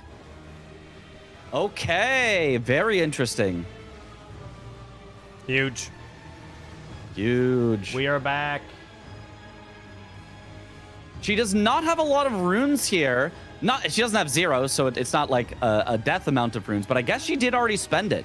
So maybe she already looked at the remembrance, or maybe she just immediately sat and spent the levels, but she, I believe, then should have gotten the kill and now be on her way down to Rakshasa. Rakshasa is a smart block here if she can think about it. We have 2 Ironyeux on the screen now. Oh, whoops! I copied the wrong one. I'm sorry. I'm sorry. I was like, dude, it's a race. Neck and neck. They're in exactly the same spot. Oh my God, I've never seen a race this close. Oh, that is crazy. I really thought that. I was like, for 2 seconds, like, dude, that's an insane pivot. Holy schmoly. Imagine. All right, yeah, she is headed down here towards the Rakshasa area. Is there anything else down here? There's also Matting Hand, so it gets you access to a couple of things down here. But I imagine this is just a Rakshasa for her. Maybe she immediately recognized, hey, he got Ancient Dragon Man. He can do Lamenter. I need to do Rakshasa to block this. If so, that is really good foresight from Parky. And if she does get the kill, she's got the full Rakshasa setup. She's got Rakshasa's Great Katana. She could get the armor and just be like, all right, I'm Rakshasa now, and that is a very powerful build. Like, the full set is so good. Just 8% increased damage on top of a Great Katana that does a bunch of increased damage.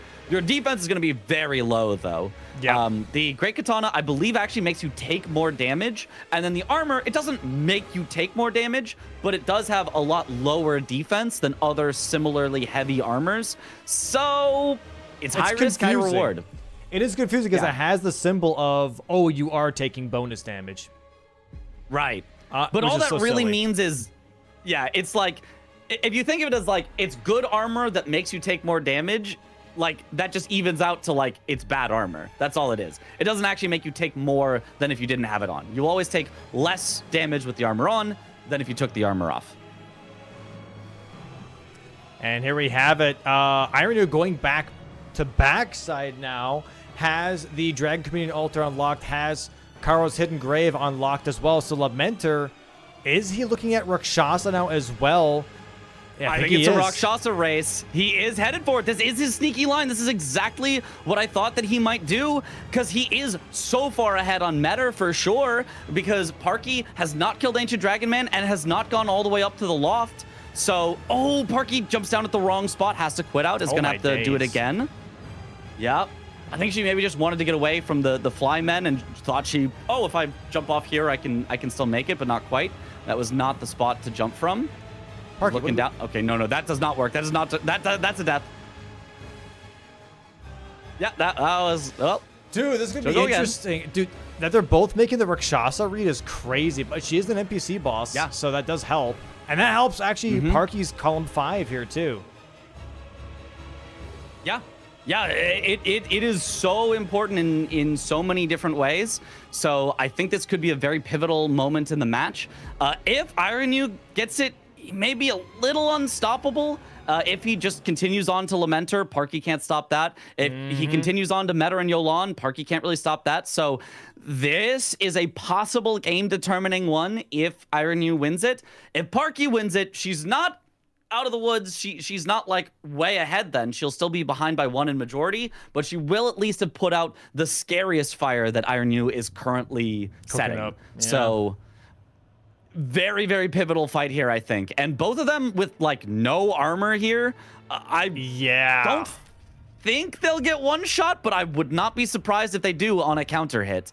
Both of them, I do not think have super high skidoo. Parky's damage very solid though. Not bad, but also light load. So no armor here is still nice because of the no light load situation here. Cancels out the Weed Cutter off the rip. She'll be getting a bleed proc here very soon as well. That stamina tier is helping her a lot, by the way, as well. Whereas Ironyeu doesn't have that. And there we have the first bleed proc already on Rakshasa. Very nice fight so far here from Parky, actually. Almost halfway done already with the fight. Oh, and there's the damage. Gets hit. Okay, but it didn't kill her, and I don't think that was enough that a counter hit would immediately kill her, so she's relatively safe. As long as you can live 1 hit from Rakshasa, you just have to never panic on Weed Cutter. If you panic Weed Cutter and panic roll, it will double hit you and you die, but as long as that doesn't happen, she should be relatively safe. Really good pokes here, just keeping up the pressure. There we go. Okay, and the light load gets her out of Weed Cutter, so this is actually really nice for her. Okay, didn't panic. Good time to roll. Does not get hit by the second Weed Cutter. She's fine. Heals up almost to full. Not all the way to full. She doesn't need to. Bleed proc. Nice. Really, really good. Oh, and Ironyeu is pivoting out. He's actually trying to set up multiple things at once. He doesn't commit to the Rakshasa, and Parky's already committed to stopping it. This is really, really nice for Parky. Okay. Gets another couple of stabs. Nice fight. Okay. Man. Very, very nice so far, but she can't. Yeah, she has to stay locked in. You can't just say, oh, it's been nice so far. That means the fight is over. You have to lock in. Good dodge. She's getting forced into a corner, though. Happy. Really, really good dodges, though. Okay, I would not challenge the Weed Cutter, not this late into the fight. Heals up one more time to full. Very nice. Okay, a few more hits is going to do it. Probably about 2 more. Dodges the Weed Cutter. Patient play from Parky. So good. Oh, one more hit. Wow. First try. Very nice fight. Amazing. Okay. Really good. Incredible fight. And she gets great katana. If she wants to go from one great katana to another, she absolutely can.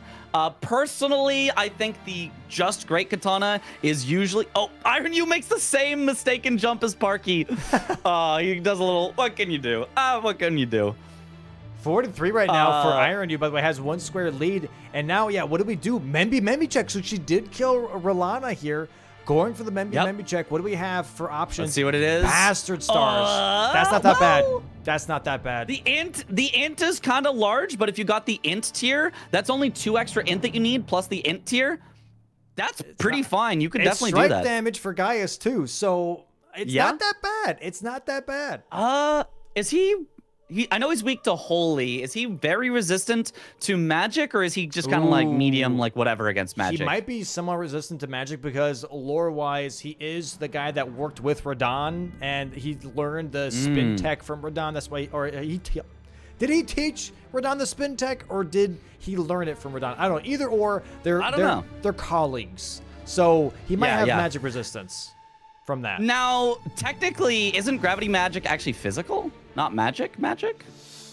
Yeah, it's a good, weird, like, overlapping thing. I don't know exactly how it makes sense, but yes, gravity magic is considered physical damage. We have Dane dead here, one NPC boss now from Ironyeu. Iron is playing a bit more defensive second, now. actually, because he already did Ancient Dragon Man, so all he needs is one more. True. So he's looking for a bit more of a defensive play here now. He was trying to go for that row 3, realizing, damn, I got blocked on that. All right, well, now I'm going to block 2 lines, column 5 on row 2 for you. I like this.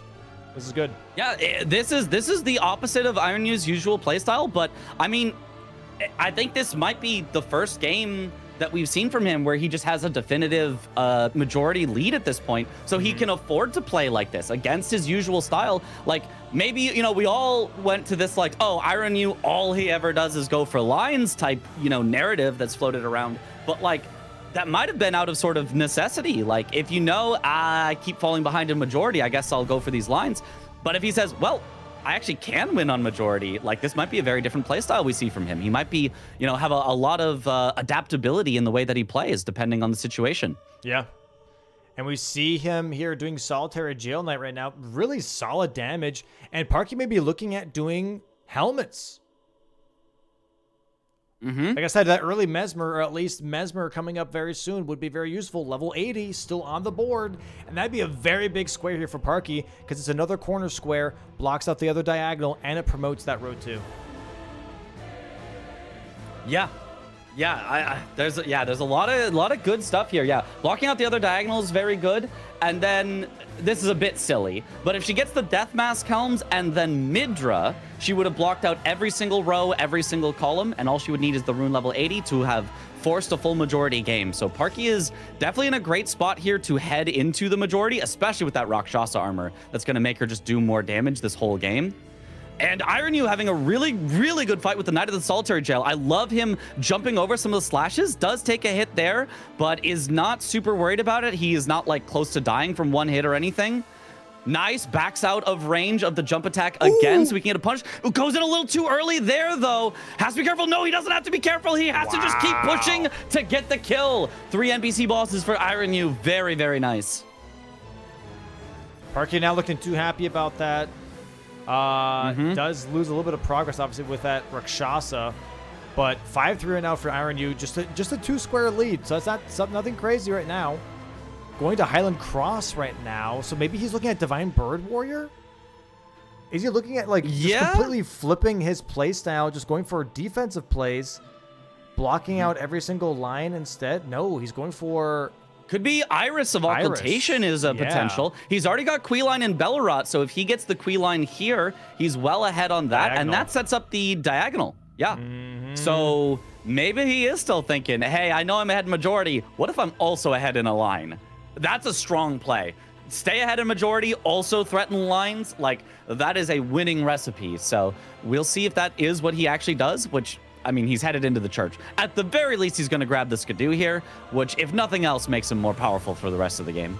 Parky here going to go for that Death Knight, by the way, on that column 3. I think she sees column 3 and is like, you know what? If he gets Death Knight, it's Matting Hand Midra, and I don't like that combination whatsoever. So I'm going to go for this Death Knight. Defensive play, but it makes sense. It definitely makes sense.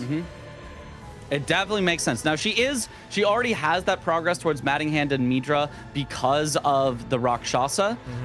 So maybe she wouldn't need to be, like, incredibly scared of it, but it's also something that it's hard to see the progress of. It's not like, oh, I'll just hold on to it forever, because as soon as you see Matting Hand, you're like, oh, I don't win Midra. Like, they're just ahead of me. So there's no warning system for it, basically. So doing the Death Knight to not have to worry about that the whole game, I do think is very smart. Yep. Very nice Queeline fight here from Ironyeu as well, grabbing the Skidoo fragments.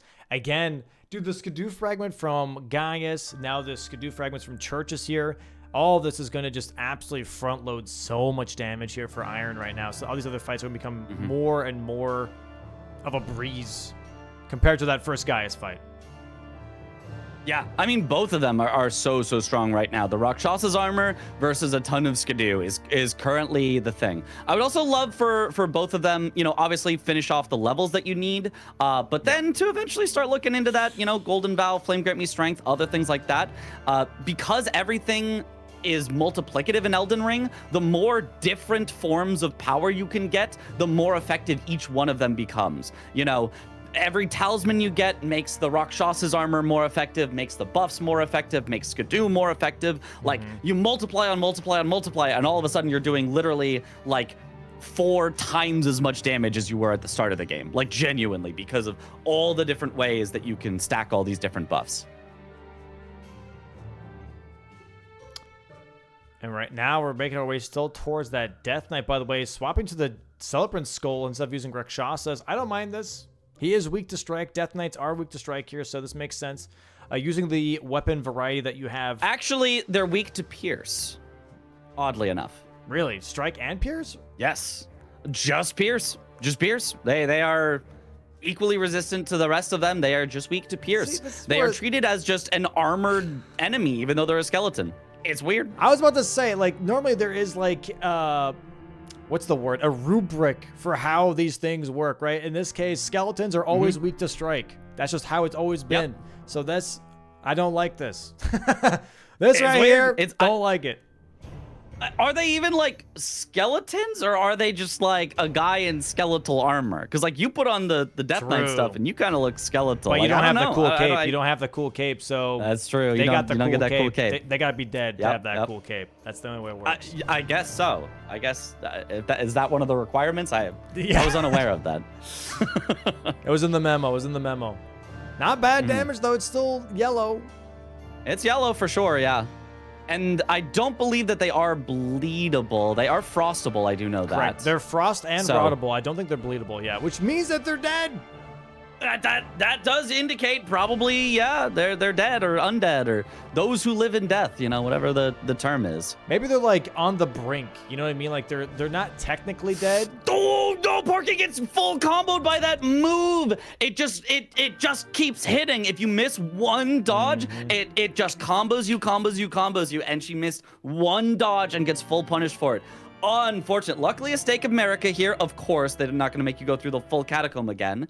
And Ironyeu actually headed down into the Elac River for Chief Bloodfiend. That is a fast square, so he's not rushing a line. He's just trying to keep his majority and block out the last things from Parky. All he needs is something here in column 1, which Chief Bloodfiend will give him, and then something in both column 4 and row 4, so that could be Death Mask Helms. If he gets Chief Bloodfiend and Death Mask Helms, Parky will have no more lines available to her. So both playing very defensively, but it is becoming a little Ironyeu favored because he's just a little ahead. 5-3. That's a 2-square lead. Okay, so Parky still in that fight. We can see her little dot spinning around. We're getting small glimpses of it as they are playing. But as long as we don't see that dot disappear, that means Parky has not died and is still in the fight there. And yeah, looks like that Ironyeu is just going to hard focus the Chief Bloodfiend square. Yeah, definitely just a very, I would say, yeah, very adaptable playstyle, like I said before, right? Because we've only seen him like trying to hide lines constantly. But this game, he's like, nah. You know what? Yeah. Let me just go for stuff that I know is easy and have her try and chase. Yeah, and I mean, he's done great on that so far. Like, you know, I think that maybe that line playstyle came out of, he was obviously thrust into an unfortunate situation. He had to replace a player. He had a lot less time to practice than other players. Hey, we're back. Ooh, Parky with the nice stagger and then charged R2, not taking the riposte. Oh, here's the big combo again, though. Oh, nice dodge. Nice dodges, and heals up afterwards, so she's going to stay safe. Very, very nice. Okay, and now Ironyeu is also in the Chief Bloodfiend fight. Great strafe around his attacks. Oh, the damage for Ironyeu on Chief Bloodfiend is so big. I actually think he's going to get it before Parky gets the Death Knight, but it's going to be pretty close here. Parky doing a great job of keeping up the damage. Okay, another one of the big stagger annoying attacks. Ooh, great dodge behind from Parky. Oh, and there comes the kind of nihil from outside the fight, and then it stops for some reason. Or maybe it just, that was it. But that's it. That's all it okay. does. It's just like a circular, I don't know, quick. I thought it ticked a couple more times. I thought he was going to get hit there, but no, he just completely iframed through it with the riposte. Very nice. Goes for the weed cutter, gets stomped on. Okay, both of them have their fights under 10%. Oh, and a bleed proc for Ironyeu gets the kill first. Marks the squares. Parky is still in this Death Knight fight. She's almost got it, but the damage definitely is a little bit of favoring Ironyeu here. Nice charge star 2. Okay. Couple more hits. If she gets one more stagger, it'll do it. That's a stagger. Very nice. Huge. Bang! Good kill by Parky. 6-4 now on the board. And everything's kind of shaken out. There's no huge advantages left. It's just Ironyeu is ahead by 2. We might see a race here now. Ironyeu in the storehouse going up towards possibly Mesmer. And Parky is already here, has the grace. This might be a race for level 80 or helmets. Oh, she's thinking about leveling her int. That's not quite enough for the weapon. Do you know if you can use Bastard Stars without the int and still do good damage, or does it do like nothing? There's some weapons you can, some weapons you can't. I'm not too sure. That's a great question, but we do have a Mesmer race she's just here. heading in without using it. She's like, I can get it later. I'll get rune level 80 first, and then with the rune level 80, I can get the int. So I think this does make sense from Parky. Just don't let the rune level 80 go by. That is such a powerful square. And this gets her ahead on the eventual Gravebird armor. So I think this is a very good, high synergy, powerful play from Parky. The pierce damage on Mesmer is not quite yellow. There is yellow with a little bit of counter damage. But her damage definitely not as high as we might be expecting for the Rakshasas set here. I think Mesmer is weak to slash, but I'm not sure what his resistance is to pierce. That might be why. I think it's the same as others. Yeah, when she does a slash attack, you can see it is yellow. So yeah, it's a lot better when she gets that. Does get a bleed proc here, so she is nicely ahead. Does heal up. Very nice. Yep. Okay, Ironyeu heading in. He's buffing up. And now it just comes down to, can Parky have a clean enough fight to keep the advantage, or will Ironyeu's extra damage take it? Because Ironyeu with pokes is doing yellow damage. He did get the Rakshasa's Great Katana now. He did check for it at some point that we missed out on.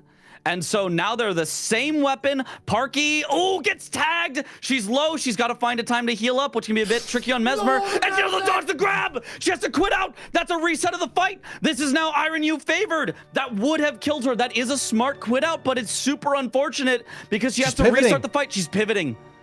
Okay, she's going back to maybe get some more talismans from Kale. I do think that's very, very smart. I do think she needs these talismans here to keep up in damage. She's just falling a little bit behind. Yeah. So she is going to grab...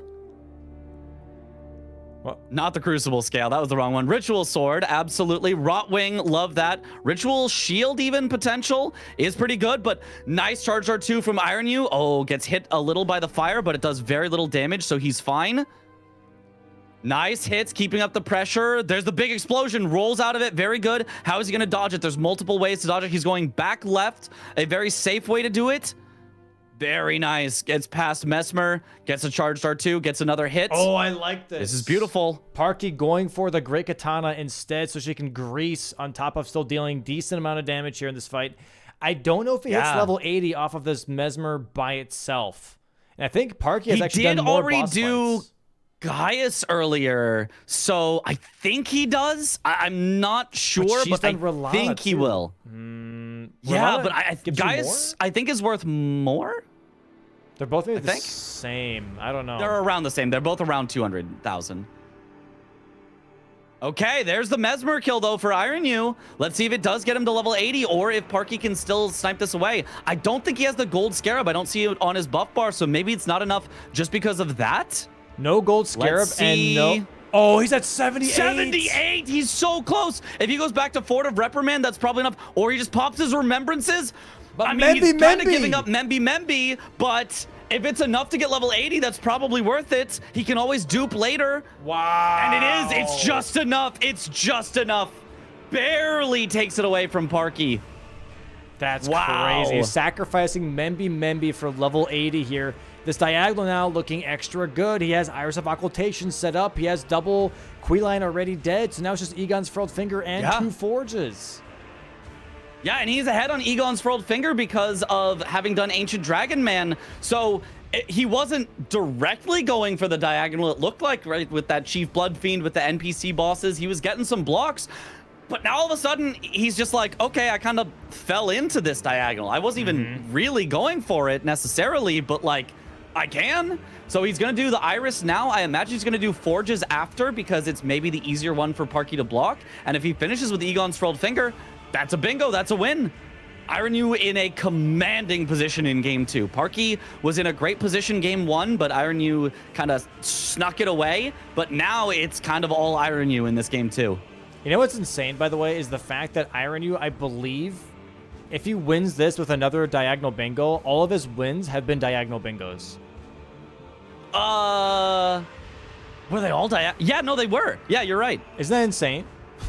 Yeah. So, you know, I guess if you're going against Ironyeu, take the middle square, and then he has a 0% win rate if his opponent gets the middle square. He is helpless if that center square is gone. Yeah, okay. It's his Achilles heel. We're going down. It's right there. We're going actually down here. We're not going towards Forges or Egon's Furled Finger. We're going towards maybe Mattinghand Midra? That is interesting. It's 2 more squares that he could get. He is still ahead on majority by 4. So, you know, the common wisdom is if you're ahead in majority by 4, don't go for things that could get you sniped. And going for your diagonal is absolutely a way to get sniped, right? If you go for Forges and you forced your opponent to go for Forges, now you're in a race. If you get sniped, it helps Parky to come back. So the traditional wisdom is if you're ahead on majority, going for lines is too risky. And maybe he's following that conventional wisdom here. Damn. And now we can still do the Memby. We could still do Memby here. And she is Parky getting enough ins. Yep. She has the money now. Almost assuredly. Gets a ton of endurance, too, so she can wear the full set. I think she's wearing 3 of the 4 pieces right now. Looks like she is going for Egon's Furled nice. Finger. Ancient Dragon Man on the menu potentially here for Parky as she is at Pillar Waypoint. But that's not at all what Ironyeu is going for. He's juking her here and going straight towards Midra Mattinghand instead.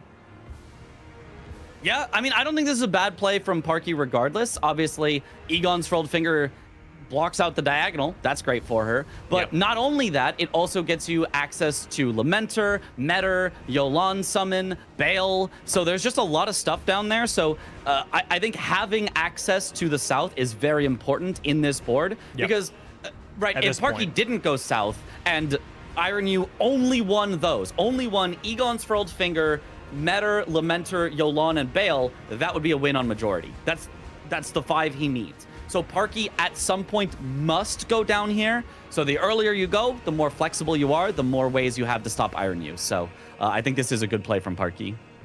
Yep. Yeah, like we said, Southside in the beginning of the game, not so great. But now Southside looking kind of nice, at least for some of these more critical squares that are on the board right now. Egon's Furled Finger, Bale, and, you know, Jolan's Summon here could be critical. And Matir on top of that, right? But yeah, Mattinghand, I feel like Ironyeu might go for Mattinghand and then might pivot out, holding on to Midra as maybe his 13th square, go back out, grab himself 2 more squares, whatever they could be, and then go back for the Midra. Yeah, I would really like that play. I think that would be a very strong play. Because imagine being Parky and being like, oh, I'm going to chase all the way down to Midra after I've seen him do Mattinghand. Like, one of the longest squares in the game after you know your opponent has progress there is setting yourself up for like a 15-minute long trek into possibly getting sniped. So I do think once Mattinghand is marked, Parky kind of just has to assume that he's going to get Midra as well and has to find a way to get most of the other squares to still win on majority despite losing out on that. So, all right. Here we see Parky is still in the fight. That Rot Grease should do very well for her on her Great Katana. She should be able to get those bleed procs in as well. So should be a relatively fast fight. And Ironyeu still making his way through the catacomb, as we can see. I didn't know the catacomb was under the sea over there. I thought it was it's still in the land. But yeah, no, it's all the way over there. That's why it's so dark. That makes no sense. That makes no sense. No. Makes no sense. It doesn't matter if there's water or not, you know, whatever. We're just stalling. You know, they call it the dark light catacomb, but like those two things are opposite. I don't think you can have dark light. That's like that just makes no sense. I thought it was dark lit, as in like it's. Oh, it like dimly lit. Like there's a little. Yeah. Like, just a little. Exactly. There are some candles here that we can see on this path. And Parky has We're in killed the Ancient Jory Dragon fight. Man, and now we're in the Jory fight. Yeah. Getting some good backstabs here. Great. Stops the teleport there with that backstab. So very, very nice. Can do a charged R2, which he is going to do. That damage is so good here. Okay, he's going possibly straight for another backstab. He can go for a regular riposte, but just wants to go straight into the backstab loop, worried about the teleport from Jory. Ooh, but now he is going to get the teleport. That was not the time to go for the charged R2. Throws the so kukri. This could lose him a lot of time or even a death. It is very possible to die even when Jory is low if you suddenly have a bunch of summons in your face. Nice, hits the summon to desummon it. Has to avoid all these arcs of light. Oh, wow. Okay, that is the Spyra attack. The Spyra, that's very lucky. Very, very good one. One more backstab or even charged R2 will just do it. Oh, Weed Cutter. Nice. Very, very good kill. And now he's got access to this Matting Hand and Midra, and that's going to put him even further ahead on this majority here. Parky heading up the mountain. It looks like she is going for the Egon's Furled Finger. It's a smart play, but it might be too little too late as Ironyeu is just snowballing further ahead with this majority lead, using line pressure to go further ahead in majority. Really, really good play from Ironyeu.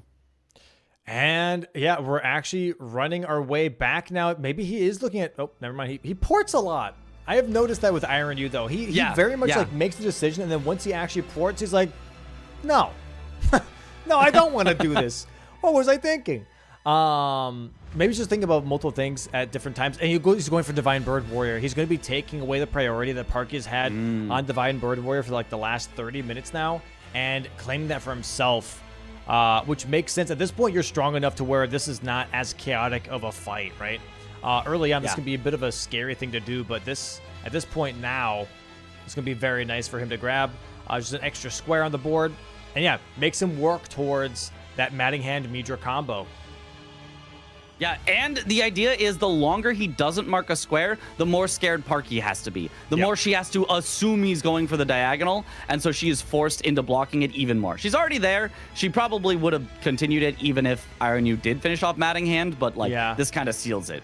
So I do think this is an interesting play from Ironyeu. Now, Parky on the Dueling Drakes, this is a tough fight. She does not have a ton of defense because of this Rakshasa armor, and she's no longer using the Great Katana that makes her take more damage, so at least there's not that. But I don't expect she can still live through multiple hits from these Jagged Peak Drakes. So it really is you have to heal up after every single hit that you take. She's doing a great job of keeping up the pressure on the main Jagged Peak Drake. Even gets a stagger there using the piercing damage, which they are weak to. Just hit him. Okay. This works. If she can... she gets nothing out of that stagger. Yeah. Very, very unfortunate. Didn't have enough time. Yeah, generally you can torrent up immediately to jump over the wing. If you get stuck on the wing, though, you just don't have the time. Doesn't get hit by the fire. Very nice. It stopped right where she was, dude. That's right in front of her. Okay, now the Divine Bird Warrior as well for Ironyeu, so they're both in very scary fights. He just walks right under the big rain of feathers here. Oh, wow. Under the full combo, and now punishes the Bird Warrior. He's doing really good damage, and his defense, honestly, not that bad. He didn't get tagged for too much here. Oh, Ironyeu has definitely practiced this. Another R2, and he's got the kill. Very, very nice. Now Parky sees it. Bleed proc. Very nice. Headshot as well. Takes the riposte. I like that she took the riposte right as the fire was coming through, just to make sure she was safe from it. Because sometimes right as you're about to take the riposte, you get hit by the fire, and it can kill you, or, you know, even just at the least, stop you from getting the riposte. So I like that she took it right away. Gets another headshot here. Very nice. Fire. Yeah, she's not doing yellow damage on all of her hits, but wow, another stagger. Okay, she's just gonna take the hits. I think this makes perfect sense here from she's way too far from the head to get the riposte. Maybe trying to go for mostly those pierce ones here. Yeah, bleed proc would end it. I'm not sure. She's already gotten a few, so I'm not sure if she's gonna get another one by the time it dies, but she should be very, very close. Or just a few more hits will do it. 2 more hits, I think, and she's got this. 1, Oh, the fire! Oh, but the fire killed it! There it is. Now she just has to talk to Egon, get the furled finger, and Ironyeu is heading for it. I guess, is maybe saying, well, she hasn't done it at this point. Maybe she's not doing it, but she is doing it. This will still get him progress towards Bale, so it's not wasted time. But a nice job from Parky getting this furled finger right here. Oh, darn it. Darn it. Okay, there it is, there's the mark, furled though. finger mark. Very nice. 9-5. Now, let's see. Does Ironyeu continue still going? Having some hiccups today. I'm sorry about that, chat. Having some hiccups. Should be better in the next matchup. But yeah, it looks like we're still going up here. I imagine... Yeah, she at least wants the next Grace. She's a little closer to the next Grace. You can get the next Grace towards Bale. I think that's very reasonable. And Ironyeu, I expect, is just going to grab the Grace right in front of him and then pivot out. Both of them just keeping some efficiency for later. When you're in a late game majority play, you need efficiency. If you're just constantly like making no progress and just pivoting out, like it can be hard to actually win those. But no, Ironyeu is continuing. He is getting closer to Bale. Maybe he wants to take it away. Says, oh, Parky thinks she has priority, but I can just take that away, which, you know, can be a very smart play. Sometimes it's the one your opponent least expects is the one that they're ahead on. What if she does do it? There's possibilities. We're going up the mountain. The mountain is here, and we're climbing. Bale is like, where is he on the map? Is it like right here? I have no idea. We'll see when she gets there, I guess. Yeah. It should be I believe back she's currently soon. climbing up towards Senesax or past Senesax. That they're both going for it is crazy. Yeah. I think this is heading past Senesax. I think she's then going to turn left when she gets to the top of that, like, that thing. And then I think Bale maybe is down at the south area. Or not south necessarily, but, like, south of where she is. Oh, there's the turn left, I think. And... oh, she pivoted. Oh, and she ports. She grabbed the Grace and ported. Okay, so she grabs the one after Senesax and is back to round table. Okay. Interesting. And now the map is very confused. Oh, yep. Oh, there it is. Parky's at round table right now, that's why. Okay, yep. She ports out. We'll see where she's headed to. And, oh, she's headed to the Specimen Storehouse. We've got them both back. Interesting. And Ironyeu also going past Senesax here. Oh, she got Great Sword of Damnation. She got a new Remembrance weapon to try. And I do like the Great Sword of Damnation quite a lot. It looks like maybe she's going to go for Gaius with it. I maybe would have preferred to see her do Romina with it because it does progress the Grey Bird armor set. But, I mean, this is easy, and it's holy damage, I believe, is on the Great Sword of Damnation. So Gaius will be very, very weak to it. So I don't think this is a bad call, and especially it helps you keep up with power into the late game. And Ironyeu is headed for the Matting Hand. Finally cashing in on that priority he held. Very interesting, because Ironyeu and Parky both have the same Grace now for Bale as well, by the way. So we might see a Bale race at some point, depending on how many squares are going to vanish here off the board. Matting Hand, though, however, is going to be marked from Ironyeu in just a moment here. He does have the Weed Cutter, so this should be fairly easy to do. But if he is allowing Parky to pretty much clean up the rest of these squares while he's going for Matting Hand and Midra, we could start to see some clashing on the board. I'm seeing maybe like forges, crafting hefty pots. Helmets still being on the board is crazy to me. Not going to lie. I feel like Hefty Pots is the one that I'm like, dang, that's still on the board. Like that one you could have done real early. But I mean, neither of them has kind of had a reason to do it yet. I think both of them have been making strong plays, and the Crafty Pots is just kind of in a whatever position on the board. Like, yeah, you could, if you're Ironyeu, do it to promote column 4. You could do it if you're Parky to block column 4, but like, it just has felt like such a non-priority for both of them.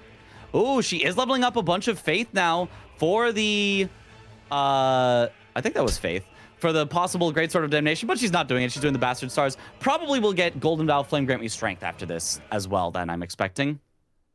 Okay, there's the Matting Hand. Got Weed Cuttered to death by Ironyeu. He also had Alexander's Jar Shard, by the way. And there's the damage there from the Bastard Star. Oh, and not using the Great Sword of Damnation, even though she picked it up. Interesting. Yeah. The damage here is fine. It's yellow. It's not going to be a fast fight. It's probably going to be honestly only about as fast as Ironyeu's kill at the start of the game. Even though Parky should be much stronger, this weapon just is not quite it here if you're just doing R1s. The Ash of War is where this weapon genuinely really shines. The Nebula. Yep. Really, really solid damage, but you just have to find the window to be able to use it. There aren't that many windows. Oh, there's the back kick. Okay. Yeah, she avoids it very nicely. She knows if you stay to his side, you can kind of bait out the back kick while not being in the way of it. Takes the riposte, very nice. She could go for the Ash of War here, but goes for a charged R2 instead. The very, very slow charged R2 where you like spin it around a bunch before you hit. But gets the hit there, very nice. Crazy. Oh, she goes for the charged R2. No, the Ash of War would be perfect there. That's okay. Yeah, Gaius.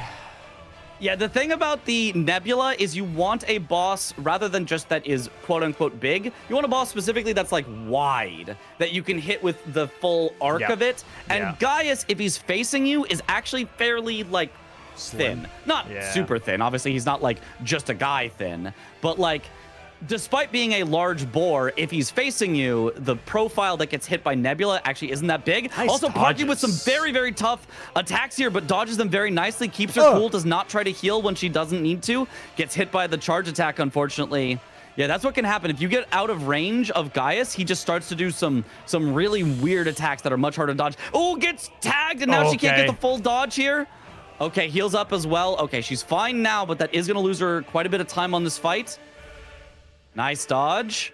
Oh, she's only about halfway. Oh, gets kicked. Luckily, only gets hit by one of the two. Now, Ironyeu is going for Death Mask Helms. He's going for... Is this one Wego? Which one is this one? This one is Wego. Yep. Okay, yeah. Goes for that one first. Now headed to the Dark Chamber, so he's going to go for Kood next. And then we'll probably finish with Salza down on the way to the Rao Ruins. Yeah, this is a very quick Parky, pickup here nice from dodge. Yep.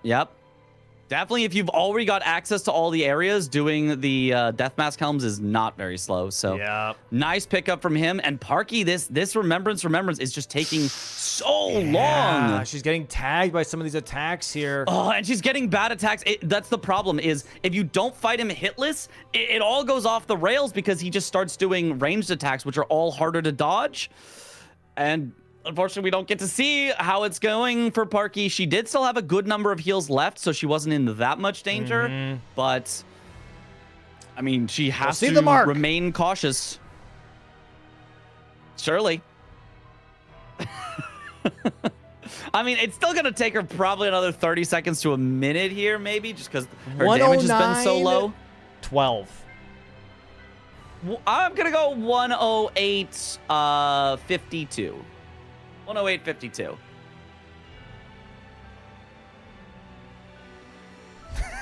Okay. Sure, she's got this. Surely she's got this. All right. Here it comes. She's going to mark it in 2, 1. We're back? Oh, we're back. No, that's no. That's a little freeze frame. Oh. Here we go. Okay. She's almost there. Oh, looks like your prediction is about to be spot on. Come on, Parker, hurry up, 3 seconds. Oh, that was crazy. 13, 14, 15, 16 is the mark. So no, 15 close. was the mark. That was so close. Very nice prediction. Damn. Sheesh. Okay, 10-6 now. Ironyeu obviously still with a great lead here, and he did not finish off the Death Mask Helms just yet, but he's headed down towards it. And something's going on with the stream there.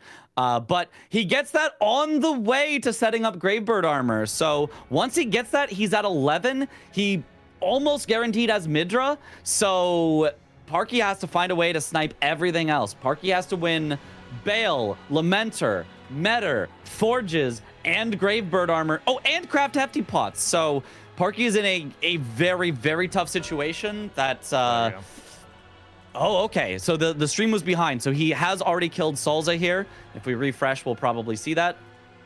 That's why it was choppy, because I was trying to catch up. He's going for Bale. Bale. He's going to go bail into Midra.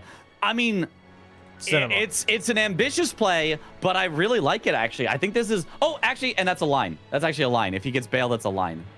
I didn't even even see. Oh, my days. So now Parky really has to go to bail.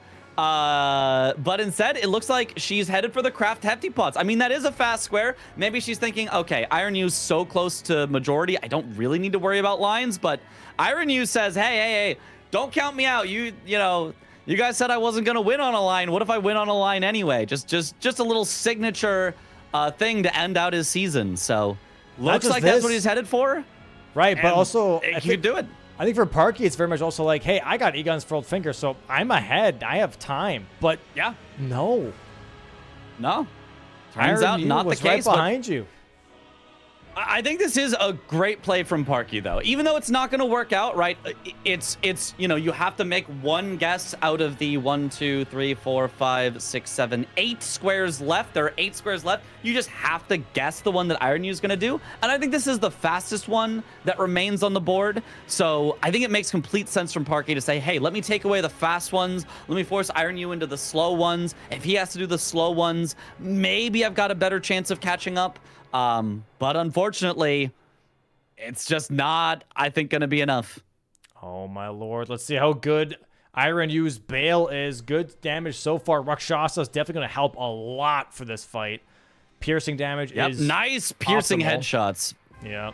Yeah, another charge or two. Gets a stagger so quickly here. Goes for the full 3 hits. Possibly thinking about a 4th, but it would have been a little too slow, I think. So he just takes the riposte. Very nice. Does going to do a charge start too at the end of this. Nice. Good dodge. Phase 2. Keeps up the pressure. We are into the phase transition. Can't really stagger him out of this. Just going to attack, though, right before the jump off. Oh! Ooh, yeah, here comes all the fireballs. He's got to dodge them all accordingly. Nice dodge on the final landing. That is the one that does big damage. Even throws a kukri here in order to keep up the poise. Very nice. Dodge. Hits in the head again. Okay, big explosion. He's running from it. Yes, there it is. Kukri. So now charge for 2 gets another stagger and a bleed proc. Huge. Wow. He can get the 3 hits now into the riposte. Once again, Charge R2 is going to bring bail down under 25% at this point. Oh, no. He hits so hard. He's destroying the entire stream. Ironyeu, you've got to stop. We can still see his camera for some reason, but we can't see the fight. Okay. I mean, he's just going to take a few more hits after this. The flashing. The flashing. Wow, oh, big attack from Bale. We can see the flashing. Big that fire might be the breath. big combo. Big fire breath. No, I think that, oh my God. Look at the extra flashing. No, that's got to be the multi-hits because it's flash. Here it goes. Big flash. Okay, no, this might be his chance to finish him off. There it is. There it is. From Ironyeu. 12-6 line victory. One last one to take on the road as we conclude his final match and Parky's final match of the round robin stage here of Bingo Brawlers Season 6. What a ridiculous game. What an insane game. Sorry for the stutters there, chatters. Obviously, this is something that we've been working on for quite a while. I already have something planned for Season 7 to like kind of circumvent all of these issues, but what an amazing match. What an amazing match from both players. Yeah, just an incredible way that both of them played. Ironyeu really showed his versatility of setting up multiple lines, of going for different things, of pressuring and pivoting. You know, he didn't just have to commit to one. And Parky, you know, unfortunately got quite a bit behind in that game 2, kind of got away from her. But that game 1, she really showed how strong she can be. And unfortunate that literally one mistake ended up costing her that game, because it's just, you know, you can't count out Ironyeu no matter how many squares ahead you are. So Ironyeu, incredible play to bring out this season. I hope to see him again in future seasons. And Parky, of course, I think she had some of her best games here towards the end of the season. You know, despite unfortunately not getting a win here in the season, I think she showed just how strong of a competitor she can be. And, you know, I think she might have some emotional words for us at the end here. But yeah, I think she has shown just how strong she can be throughout this entire season. I agree. Let's bring in the players. GG's, Hello, GG's, hello, hello. GG's. GG's. GG's. Wow. GG's. Yeah. Wow, just insane matches back to back. Yeah, I'm at a loss for words, honestly. I mean, for both of you guys, I think both matches were absolutely insane. How was it for these being your final two matches? How do you guys feel about your final two matches in general? I feel really awesome about the base game one. We can get into that after. Which is great. I'm very vocal about it, how much I love base game bingo and how much I hate DLC bingo. This board, and I cannot stress this enough, could not have been worse for my final DLC board. Can't do a hitless boss, haven't done Veil in a year, never done Egon's Furled Finger. Rakshas is fine, but Metter, Lamenter, Midra, I don't think I've ever done Yolan Summon. Like, I know how to do them, but I don't know what it would have looked like in practice. Like, literally the board could not have been worse for my final game. And I think it showed. I was, honestly, you played pretty damn well, though. I'm like, I don't think it was a bad board from you at all. Really? Yeah, 100%. 100%. Ironyeu, how does it feel to, however, walk away with all three matches ending in bingo lines? Is that your favorite thing to do? I do like doing bingo lines, yeah. I think it shows, but I do also think that I don't exactly know what happened in game one, but I played the early board very, very badly, and then I got the bingo. I don't know if it was by luck or by like back-to-back snipes, but yeah. So yeah, the first win I think I got kinda lucky, and the last game I feel good about it. I think I played decently well the second game. So yeah. Yeah. Let's get into game one here.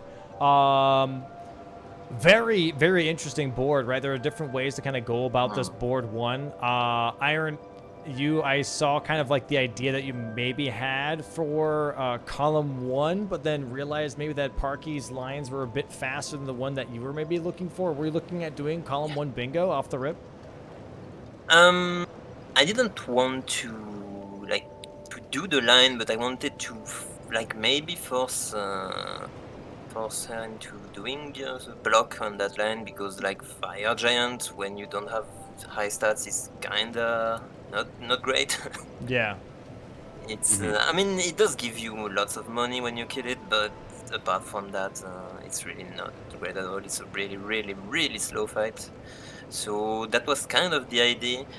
But I think I just left too much on the board. I read the board wrong. I just let the Lingrave bosses on the board for too long, caves on the board for too long, and then there was Godric Gratrun, and I knew that if she had done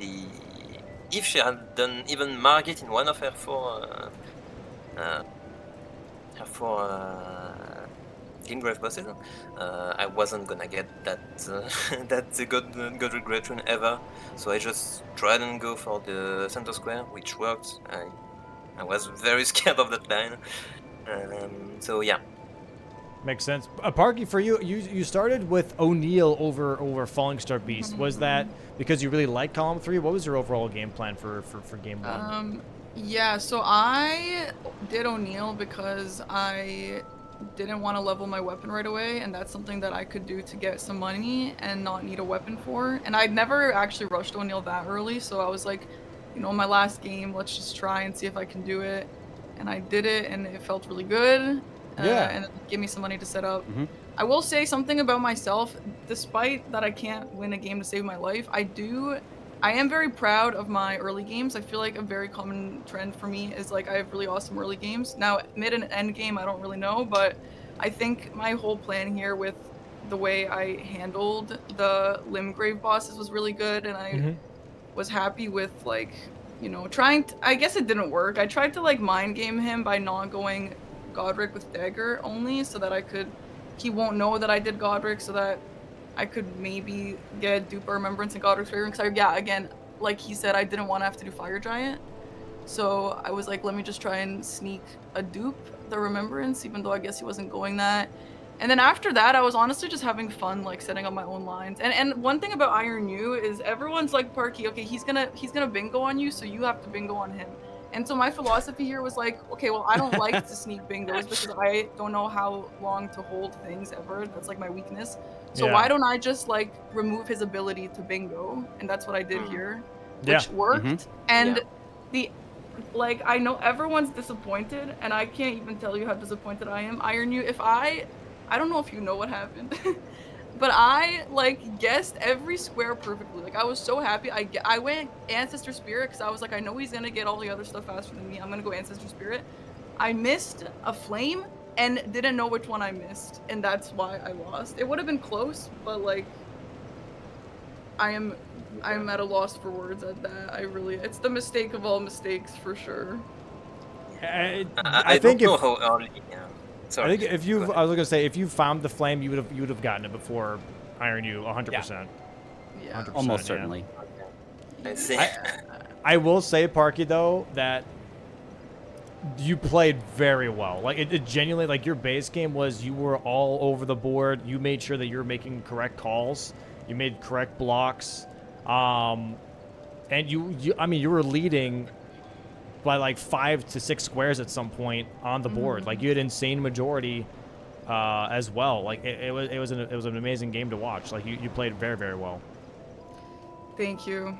I'm a little bummed. I honestly thought I was gonna win this. I knew I was ahead on Ancestor Spirit too. I'm really bummed about that, but I appreciate that you guys liked the game anyway. And yeah, I mean, GG's. A win is a win. You did pull it out, I mean, I did feel like with the time that I took to do the 3 last squares, I did feel that something, maybe it was a snipe, maybe it was something, but I felt that something had to happen. Because, I mean, I was scared of that's why I did it before the Ancestor, because I fully set up the Ancestor and then I finished the 3 bosses. Because I was scared that with Limgrave bosses you had done some 3 bosses, so I don't know. That's the fun part about that. I honestly, for my last base game board, I loved this board because like I'm so season 1 pilled, and in season 1 I just loved Limgrave and Weeping, and this board worked so perfectly for mind games with that, because it's like, oh, for Limgrave bosses, oh, was it Godric? Was it a tree boss? Was it this? So that was a lot of fun to play around with.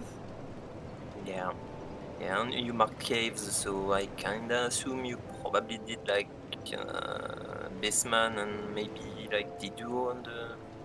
I did patches because of the dagger check in front of him. Oh, okay, that makes sense.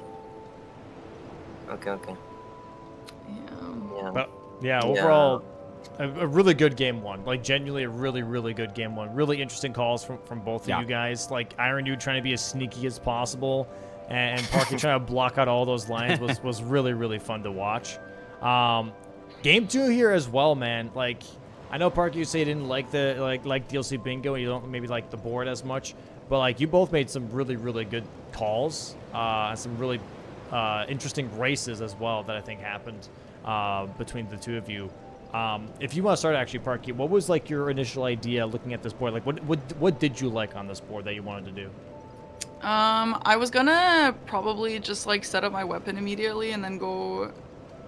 I actually, even if I didn't want to do it, I did acknowledge like Rakshasa, Midra, Matting Hand. Like that was some good stuff that went together, and also on the same line. So I was gonna just go set up my weapon right away, but then I saw Tierlier Concoction on a corner.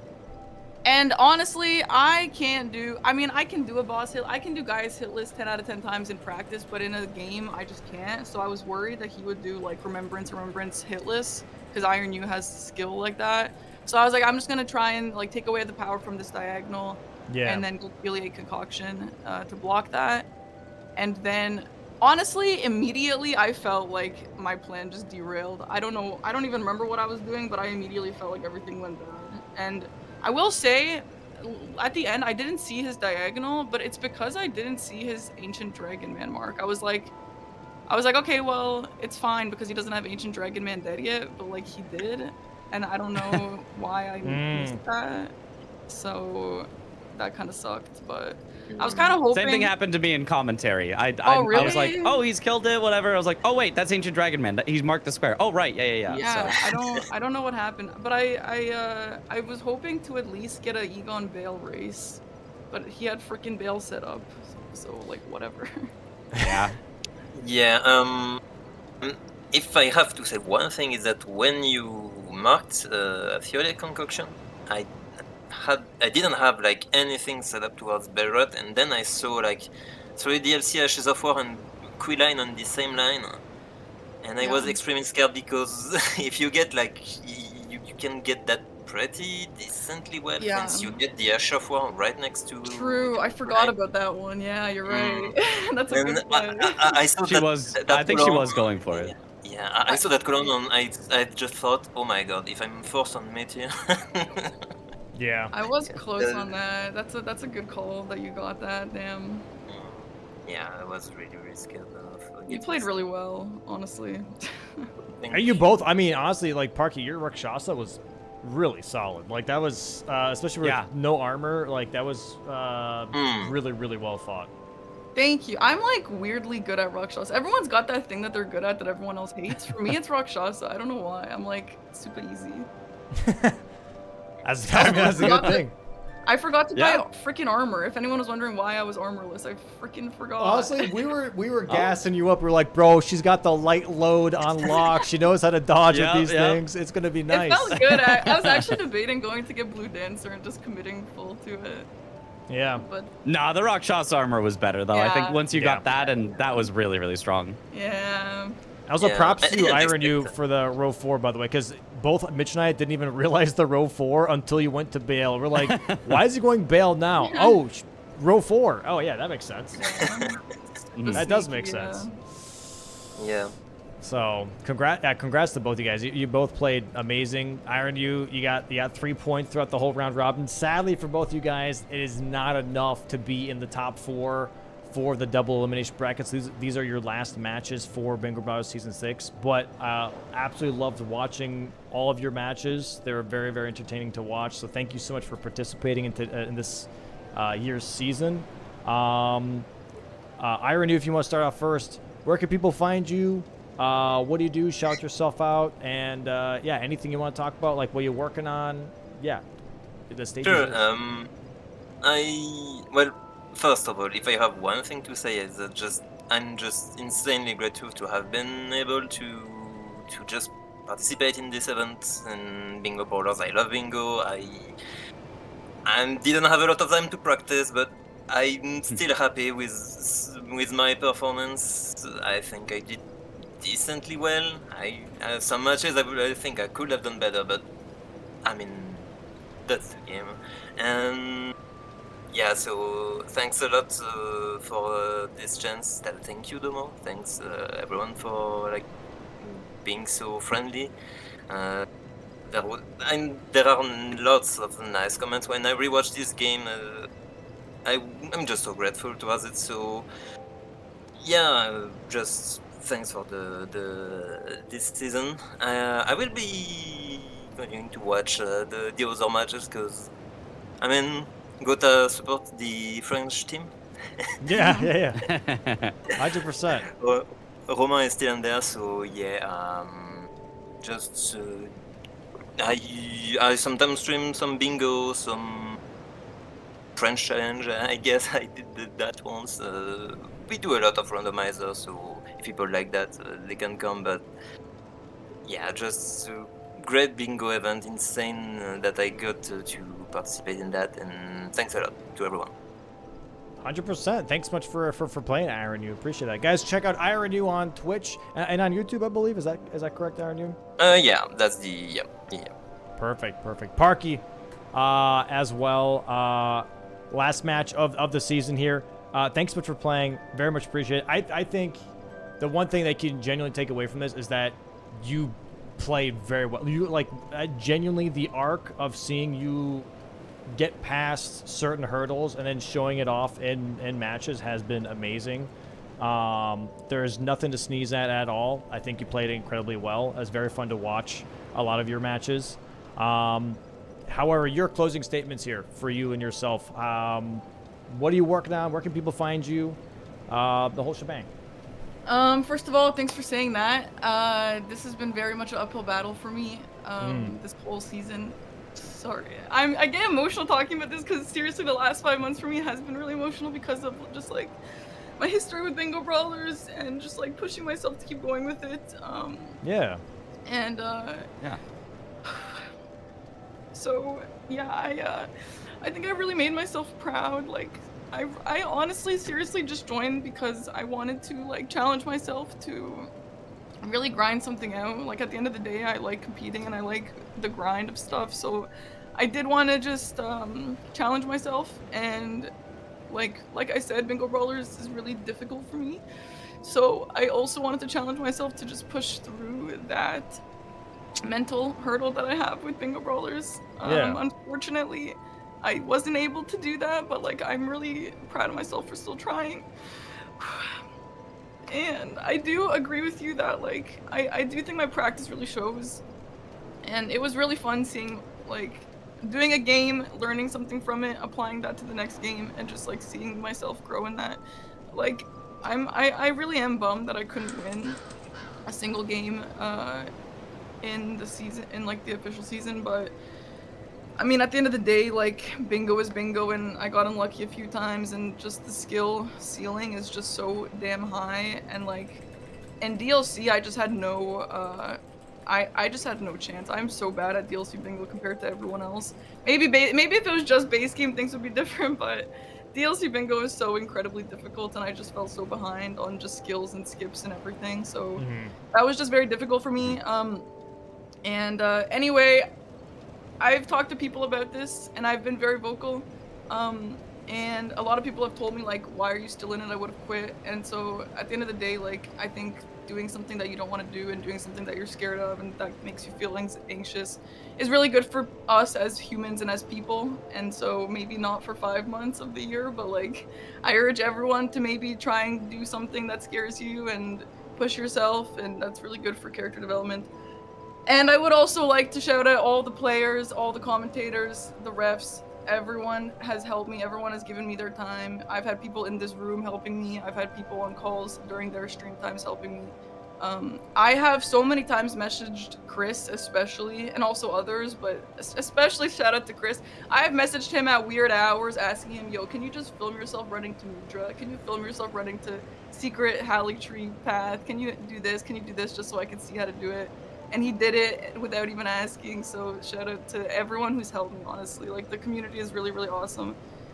And obviously Aggie for being there for me during this journey. And also, finally, I would like to say, Season 1 and Season 4, I think have been so hateful towards me, and it was really hard. But this season, truly, even though there was still a lot of hate, there has been so many supporters. My chat, I actually cannot fathom how supportive my chat has been. You guys, seriously, I wouldn't have been able to get through this without everyone supporting me and believing in me.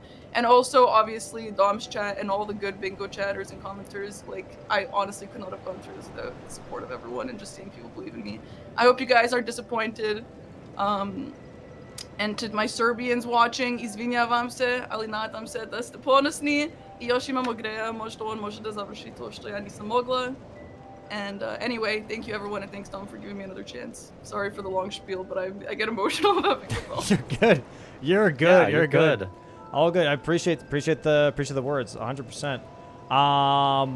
Yeah, no, thanks so much for playing. I really appreciate it from you guys. And I think even if you feel like maybe how do I put this? Even if you feel like that maybe it is a disappointment for you, I think if anything it was a great season and a great showcase. Like I genuinely believe that. I don't think there's anything to be upset about or be disappointed about. I think from where you started to where you are now is an insane mix-up. 100%. Thank you. Because I remember day one. All right, I'm not seeing day one on screen right now. You know what I mean? You're right. You're So right. I think that's amazing. So yeah, definitely keep that in means a mind. lot. It means a lot. I really worked my ass off. I practiced on stream. I practiced off stream. I practiced before sleep. I've been thinking a bit about bingo all day, every day. Which is why it sucks that I couldn't win a single game, but but still, that's just how it goes. Sometimes you're the bongest, and I'm the bongest. Yeah, Sometimes I think the growth bongest is and not the always bongest. measured.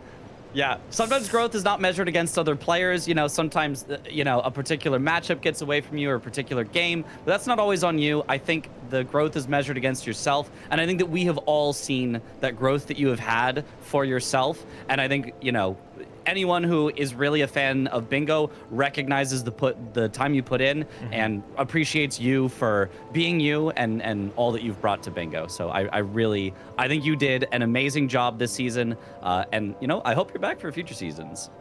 Same. Get rid of DLC bingo. I mean, and we'll if you want to, you don't have to. We'll see. Okay. Well, You can be thank me, turn into a commentator. That's fine. Thank you guys. I appreciate the nice words. I wouldn't have been able to do it without all the support and all my friends. So thank you, everyone. 100%. And with And that, Ironyeu GG's. Good work. As the new guy, you did fucking insane. Everyone, you made a whole new meta. So. Thank you. 100%. Okay. Thanks so much for playing today, guys. We're closing out this match here. Thanks so much for participating in the season. Ironyeu, again, thank you so much for hopping in last minute as well, taking on the record that was set before you. I know it wasn't the fairest thing, obviously, because obviously everyone wants to start with a clean record. But I do appreciate you hopping in, be able to take over the schedule. That's very, very nice of you.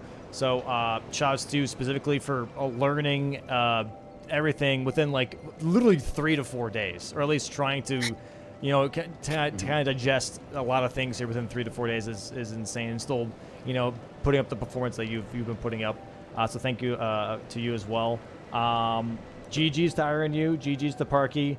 We hope to see you guys in the future as well. If that's commentating, if that's playing, whatever, it would be amazing. But have a great rest of your Saturday. Thank you so much for participating, and we'll see you guys soon. All right. Thanks, guys. Bye. Bye bye. Thanks, GG. Bye bye.